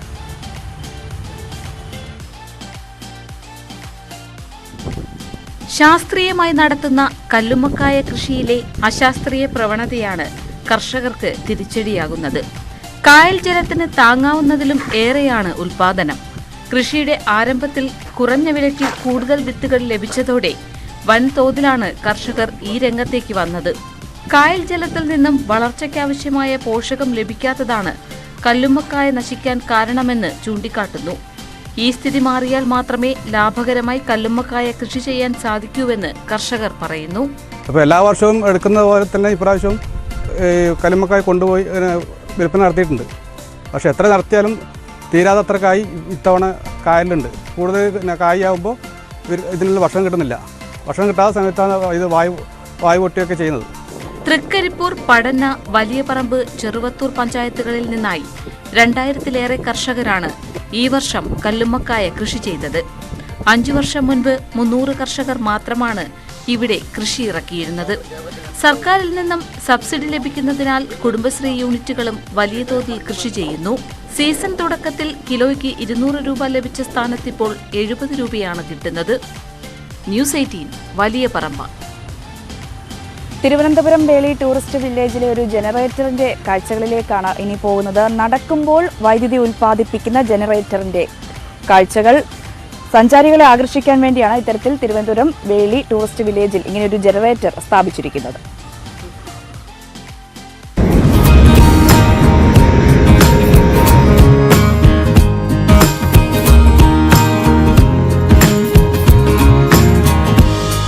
വേളി ടൂറിസ്റ്റ് വില്ലേജിലെ കൗതുക കാഴ്ചയാണ് നടക്കുമ്പോൾ വൈദ്യുതി ഉൽപ്പാദിപ്പിക്കുന്ന ജനറേറ്റർ. ഇതിലൂടെ ഒന്ന് നടന്നു നോക്കാതെ ഇവിടെ എത്തുന്നവർ തിരിച്ചു പോകാറില്ല. 60 കിലോഗ്രാം ഭാരമുള്ള ആൾ നടന്നാൽ ജനറേറ്റർ ഉൽപ്പാദിപ്പിക്കുന്നത് 100 മുതൽ 140 വാട്ട് വൈദ്യുതിയാണ്. ഇക്വിലിബ്രിയം ഗ്രീൻ എനർജി എന്ന സ്റ്റാർട്ടപ്പ് കമ്പനിയുമായി ചേർന്ന ടൂറിസം വകുപ്പിന്റെ നേതൃത്വത്തിൽ കെ-ഡിസ്കാണ് പദ്ധതി യാഥാർത്ഥ്യമാക്കിയത്. ഇവിടെ ആവശ്യം, അതായത് ഫ്ലോട്ടിംഗ് ബ്രിഡ്ജിലേക്ക് ഒരു 28 ലൈറ്റ്സോളം നമ്മൾ കണക്ട് ചെയ്തിട്ടുണ്ട്. അതിനെ നമുക്ക് തെളിയിക്കാനുള്ള വൈദ്യുതി ഇവിടെ നിന്ന് ലഭിക്കുന്നുണ്ട്. ആൾക്കാർ പൂർണ്ണമായിട്ട് സഹകരിക്കുന്നുണ്ട്. പ്രോജക്റ്റ് ഏത് തരത്തിലും പറഞ്ഞൊരു സക്സസ് ആണ്. അടുത്ത് നമ്മുടെ പുതിയ രൂപമായ ഒരു 500 വാട്ട് ജനറേറ്റ് ചെയ്യാൻ പറ്റുന്ന ഒരു മെഷീന്റെ ഡ്രായിങ്ങിലും അതിന്റെ ഇംപ്ലിമെന്റേഷനിലും ആയിട്ട് നിൽക്കുകയാണ്. ടൂറിസം വില്ലേജിലെ ഫ്ലോട്ടിംഗ് ബ്രിഡ്ജിലെ ലൈറ്റുകളെല്ലാം കാൽനടയിലൂടെ ഉൽപ്പാദിപ്പിക്കുന്ന വൈദ്യുതിയിലാണ് പ്രവർത്തിക്കുന്നത്. 1 ലക്ഷം രൂപയാണ് പദ്ധതിയുടെ മുടക്കുമുതൽ. വർദ്ധിച്ചുവരുന്ന ഊർജ പ്രതിസന്ധിക്ക് തടയിടാനാണ് ലക്ഷ്യം വയ്ക്കുന്നത്. പരീക്ഷണാടിസ്ഥാനത്തിൽ തുടങ്ങിയ പദ്ധതി വിജയമായാൽ ടൂറിസം വില്ലേജിലെ മുഴുവൻ വൈദ്യുതിയും കാൽനടയിലൂടെ പ്രവർത്തിക്കുന്ന ജനറേറ്റർ ഉപയോഗിച്ച് ഉൽപ്പാദിപ്പിക്കാനാണ് ലക്ഷ്യമിടുന്നത്. ന്യൂസ് 18 തിരുവനന്തപുരം. മറ്റൊരു വാർത്തയിലേക്ക് വരുമ്പോൾ ആധുനിക രീതിയിൽ ചെയ്ത പച്ചക്കറി കൃഷിയിൽ മികച്ച വിളവ്. കോഴിക്കോട് മുക്കത്തെ കർഷകനാണ് പ്രിസിഷൻ അഗ്രികൾച്ചർ രീതി പരീക്ഷിച്ചത്. സംസ്ഥാന ഹോർട്ടിക്കൾച്ചർ മിഷന്റെ അത്യാധുനിക കൃഷിരീതിയായ പ്രസിഷനാണ് മുക്കത്തെ കർഷകനായ സജി പരീക്ഷിച്ചത്. പയർ, കുറ്റിപ്പയർ, വെണ്ട, മുളക്, വഴുതന തുടങ്ങിയവയാണ് സജി കൃഷി ചെയ്തത്. വീടിനോട് ചേർന്നുള്ള 75 സെന്റിലാണ് കൃഷി. കൃഷിക്കായി മൾജിംഗ് ഷീറ്റ്, ഡ്രിപ്പ് ഇറിഗേഷൻ തുടങ്ങിയ നൂതന സംവിധാനങ്ങൾ ഉപയോഗപ്പെടുത്തി ചെലവ് കുറഞ്ഞ രീതിയിൽ കൃഷി ചെയ്യാൻ സജിക്ക് കഴിയുന്നുണ്ട്. പച്ചക്കറികൾ മുക്കത്തും പരിസര പ്രദേശങ്ങളിലുമുള്ള സൂപ്പർ മാർക്കറ്റുകളിലും കടകളിലും നൽകും. വിളവ് കൂടുതലുണ്ട്. അതുകൂടാതെ നമുക്ക് ഈ കളകള് അങ്ങനത്തെ ഒന്നും മുളയ്ക്കില്ല. ഒരുപാട് സൗകര്യമുണ്ട്. നനയ്ക്കാനൊക്കെ സൗകര്യം. മറ്റേ 1 മണിക്കൂർ നനയ്ക്കേണ്ട 10 മിനിറ്റ് കൊണ്ട് ഇപ്പോൾ നനച്ച് കഴിഞ്ഞു. ഇതിൽ നമ്മൾ ഉപയോഗിച്ചിട്ട് ബാലൻസ് ഉള്ളത് നമ്മൾ കടകളിൽ മാർക്കറ്റ് ചെയ്ത് കൊടുക്കുകയാണ്. അപ്പം ഇത് നമ്മുടെ ആവശ്യം വഴി ക്യാപിറ്റലുണ്ട്. ക്യാപിറ്റലിൽ ഒരു സ്ഥിരമായിട്ട് നമ്മൾ എല്ലാ സാധനവും നാടൻ സാധനമായിട്ട് വിൽക്കുന്നത്. പിന്നെ നമ്മളിത് മരുന്നൊന്നും അടിക്കാതെ ഉണ്ടാക്കുന്നതാണ്, ജൈവമായിട്ട് തന്നെയാണ് ചെയ്യുന്നത്. പ്രസിഷൻ അഗ്രികൾച്ചർ രീതിയിൽ മുക്കം കൃഷിഭവന്റെ കീഴിലെ മാതൃകാത്തോട്ടമാണ് സജിയുടേതെന്ന കൃഷി ഓഫീസർ ടിൻസി. കൃഷിക്കായുള്ള സാങ്കേതിക ഉപദേശവും സബ്സിഡിയും കൃഷിഭവൻ നൽകി വരുന്നുണ്ട്. കൃഷിഭവന്റെ ഭാഗത്ത് നിന്ന് ഇങ്ങനെ ഒരു പ്രൊജക്ട് ചെയ്യുമോ എന്ന് നമ്മൾ ആദ്യം അപ്രോച്ച് ചെയ്തപ്പോൾ തന്നെ പുള്ളി 100% അത് എല്ലാ അർത്ഥത്തിലും മൾച്ചിങ് ഷീറ്റും ഡ്രിപ്പ് ഇറിഗേഷനും എല്ലാ നൂതന രീതികളും ഉപയോഗിച്ച് വളരെ മനോഹരമായിട്ടാണ് ഇപ്പോൾ ഈ പ്ലോട്ട് ഏകദേശം ഒരു 70-75 സെന്റോളം ഇവിടെ ചെയ്തിട്ടുണ്ട്. പയറ്, വെണ്ട, മുളക്, വഴുതന തുടങ്ങിയ നിരവധി ഇനങ്ങൾ ഇവിടെ ഈ നൂതന കൃഷി രീതിയിൽ ചെയ്തിട്ടുണ്ട്. വ്യാവസായിക അടിസ്ഥാനത്തിൽ ചെയ്യപ്പെടുന്ന ഒരു കൃത്യത കൃഷി രീതി തന്നെയാണ്. എന്നിരുന്നാലും പുള്ളി വീടിനോടനുബന്ധിച്ച് ഈ 70 സെന്റിൽ എല്ലാ ശാസ്ത്രീയ രീതികളും അവലംബിച്ചുകൊണ്ടാണ് നമ്മുടെ കാർഷിക വികസന വകുപ്പിൻ്റെ സഹായത്തോടുകൂടി ടെക്നിക്കൽ അഡ്വൈസും ചെറിയ രീതിയിലുള്ള സാമ്പത്തിക സഹായത്തോടും കൂടിയാണ് ഇപ്പോൾ ഈ കൃഷി രീതി ചെയ്തിരിക്കുന്നത്. വിളവെടുപ്പ് മുക്കം നഗരസഭാ ചെയർമാൻ PT ബാബു ഉദ്ഘാടനം ചെയ്തു. ന്യൂസ് 18 മുക്കം. സഹസ്രദള പത്മം വിരിഞ്ഞ സന്തോഷത്തിലാണ് കാസർഗോഡ് കോട്ടപ്പാറ സ്വദേശികൾ. കോട്ടപ്പാറയിലുള്ള ഹരീഷ്, KN രമ്യ ദമ്പതികളുടെ വീട്ടുമുറ്റത്താണ് ഈ മനോഹര കാഴ്ചയുള്ളത്. 1.5 വർഷം മുൻപ് ബദിയടുക്കിയിൽ നിന്നാണ് താമരയുടെ വിത്തെത്തിച്ചത്. ആദ്യം പ്ലാസ്റ്റിക് ബാഗിൽ നട്ടു. വളമിട്ടും വെള്ളം നനച്ചും കൃത്യമായി പരിപാലിച്ചു. 5 മാസം മുൻപാണ് ചെറിയ കുളം നിർമ്മിച്ച് അതിലേക്ക് മാറ്റിയത്. നേരത്തെ സഹസ്രദള പത്മം അപൂർവം ഇടങ്ങളിൽ മാത്രമാണ് വിരിയാറുണ്ടായിരുന്നതെങ്കിലും ഇപ്പോൾ വ്യാപകമായി ഇവ പൂവിടുന്നുണ്ട്. അപൂർവത്തിൽ അപൂർവമായ അൾട്ടിമേറ്റ് 1000 പെറ്റൽ ഇന്നും നമ്മുടെ വീട്ടിൽ വിരിഞ്ഞിട്ടുണ്ട്. ഇത് ഞാൻ 1.5 കൊല്ലം മുമ്പേ ട്യൂബർ കൊണ്ടുവന്ന് നട്ടതാണ്. ഇപ്പോൾ വലിയ പോണ്ടിൽ ഇട്ട ശേഷം 5 മാസത്തിൽ എനിക്ക് ഇത് പൂവായി കിട്ടി. വളരെയേറെ സന്തോഷമുണ്ട്. ഇത് ഞാൻ ബദിയടുക്ക സമീപം ഉള്ള ഒരു വീട്ടിൽ നിന്ന് കൊണ്ടുവന്നത്. ഏറെ ആഗ്രഹിച്ചു പരിപാലിച്ച താമര പൂവിട്ടതിന്റെ സന്തോഷത്തിലാണ് ഹരീഷ് രമ്യ ദമ്പതികൾ. ന്യൂസ് 18 കാസർഗോഡ്. മറ്റൊരു വാർത്തയിലേക്ക് വരുമ്പോൾ വർണ്ണക്കാഴ്ചകളാലും മനോഹര നടപ്പാതകളാലും ആകർഷകമാക്കുകയാണ് പട്ടാമ്പി ഗവൺമെന്റ് കോളേജിന്റെ പരിസരം. കോളേജ് ചുറ്റുമതിൽ മനോഹരമായ ചിത്രങ്ങളും ആലേഖനം ചെയ്തുകൊണ്ടിരിക്കുകയാണ്. പട്ടാമ്പി നഗരസഭയുടെ നേതൃത്വത്തിലാണ് ഈ സൗന്ദര്യവൽക്കരണ നടപടികൾ നടക്കുന്നത്. പട്ടാമ്പി ഗവൺമെന്റ് സംസ്കൃത കോളേജിലെ ചുവരുകൾക്ക് പുത്തൻ രൂപം വരികയാണ്. കോളേജിലെ ചുമരുകളുടെ മുഖഛായ മാത്രമല്ല, കലാലയത്തിലേക്കുള്ള കാൽനടയാത്രയ്ക്കും മാറ്റമുണ്ട്. നിർമ്മാണത്തിന്റെ ഭാഗമായാണ് ചുമരിൽ ചിത്രങ്ങൾ വരയ്ക്കുന്നത്. ചിത്രകാരന്മാരായ രാജേഷ് നടുവട്ടം, മണികണ്ഠൻ വിളയൂർ, രവികുമാർ പട്ടാമ്പി എന്നിവരാണ് ഇതിനു പിന്നിൽ. ഒരാഴ്ച മുമ്പാണ് ചിത്രകല തുടങ്ങിയത്. കലാലയത്തിലെ സൗഹൃദം, സംഗീതം, വിദ്യാഭ്യാസം, കല എന്നീ ആശയങ്ങളെ അടിസ്ഥാനമാക്കിയാണ് ഓരോ ചിത്രങ്ങളും. കാഴ്ചക്കാരിൽ ആസ്വാദനത്തിന്റെ പുത്തൻ ലോകവും ചുമർ ചിത്രത്തിലൂടെ നൽകാനാകും. വരും ദിവസങ്ങളിൽ നടപ്പാത നിർമ്മാണത്തിന്റെ ഭാഗമായി മരങ്ങളും വിളക്കുകളും വെച്ചുപിടിപ്പിക്കാനാണ് നഗരസഭയുടെ ലക്ഷ്യം. 10 ലക്ഷം രൂപ ചെലവഴിച്ചാണ് നിർമ്മാണ പ്രവർത്തനങ്ങൾ നടപ്പാക്കുന്നത്. ഇന്റർലോക്ക് വിരിക്കൽ പൂർത്തിയായി. പുതിയ അധ്യയന വർഷം ആരംഭിക്കുന്നതിന് മുമ്പേ പ്രവൃത്തികൾ പൂർത്തിയാക്കാനാണ് ശ്രമം. ന്യൂസ് 18 പട്ടാമ്പി. എറണാകുളം കോതമംഗലത്തെ പോളിന്റെ വീട്ടിൽ ഇക്കുറിയും പതിവ് തെറ്റിക്കാതെ ഒരു അതിഥി എത്തിയിട്ടുണ്ട്. ആ കാഴ്ചകൾ എന്താണെന്ന് കാണാം.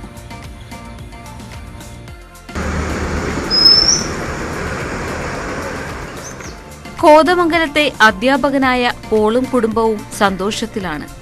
വർഷങ്ങളായി വിരുന്നെത്തുന്ന ബുൾബുൾ പക്ഷികൾ അല്പം വൈകിയാണെങ്കിലും ഇക്കുറിയും എത്തിയതാണ് ഇവരുടെ സന്തോഷത്തിന് കാരണം.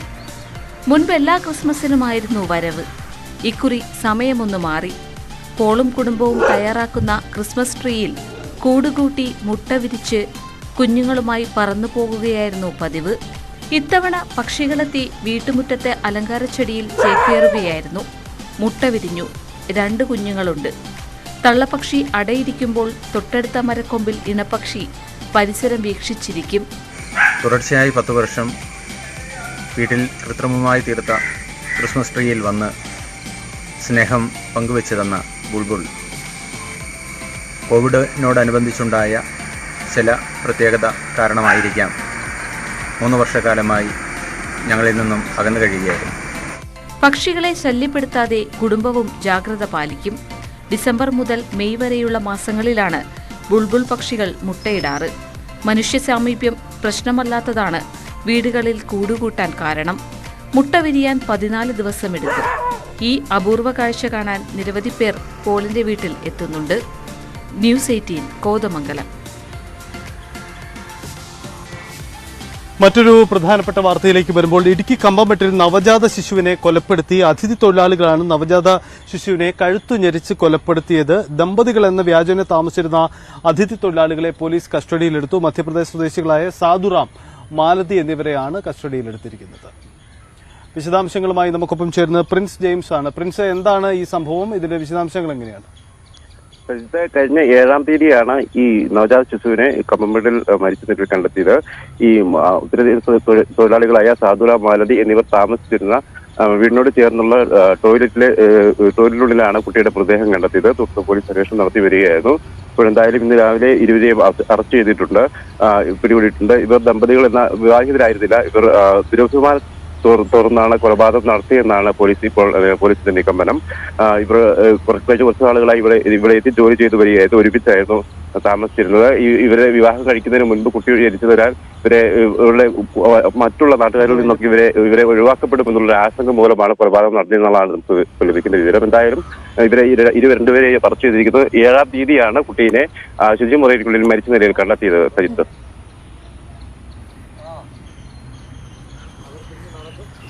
ശരി, പ്രിൻസ് ആണ് വാർത്തയുടെ വിശദാംശങ്ങൾ പങ്കുവച്ചത്. എന്തായാലും വളരെ ദാരുണമായ ഒരു സംഭവമായി പോയി. ഈ പ്രഭാത കേരളം ഇന്ന് ഇവിടെ വൈൻഡപ്പ് ചെയ്യാനുള്ള സമയമായിരിക്കും. നിരവധി വാർത്തകളും വിശേഷങ്ങളും പ്രേക്ഷകരിലേക്ക് എത്തിച്ചു. സ്വാഭാവികമായും ഇന്ന് ഏറ്റവും പ്രധാനപ്പെട്ട വാർത്ത ഇനി മാറാനുള്ളത് PG ഡോക്ടർമാരുടെ സമരം, ഹൗസ് സർജന്മാരുടെ സമരം, വന്ദന കൊലക്കേസുമായി ബന്ധപ്പെട്ടുള്ള തുടർ വാർത്തകൾ, ആരോഗ്യമന്ത്രിയുമായുള്ള ചർച്ചയൊക്കെയായിരിക്കും. അങ്ങനെ പ്രഭാത കേരളം ഇന്ന് ഇവിടെ മ്യൂസിയത്തിൽ നിന്നും അവസാനിക്കുകയാണ്. എന്തായാലും നമ്മൾ മുമ്പ് ചർച്ച ചെയ്ത വാർത്തകളുടെ തുടർ വാർത്തകൾ വരുന്ന മണിക്കൂറുകളുണ്ടാവും. എല്ലാ പ്രേക്ഷകരും ന്യൂസ് 8 കാത്തിരിക്കുക. പ്രഭാത കേരളം ഇന്ന് ഇവിടെ അവസാനിക്കുന്നു. നാളെ മറ്റൊരിടത്തു നിന്നും കൂടുതൽ വാർത്തകളുമായി കാണാം. നന്ദി, നമസ്കാരം.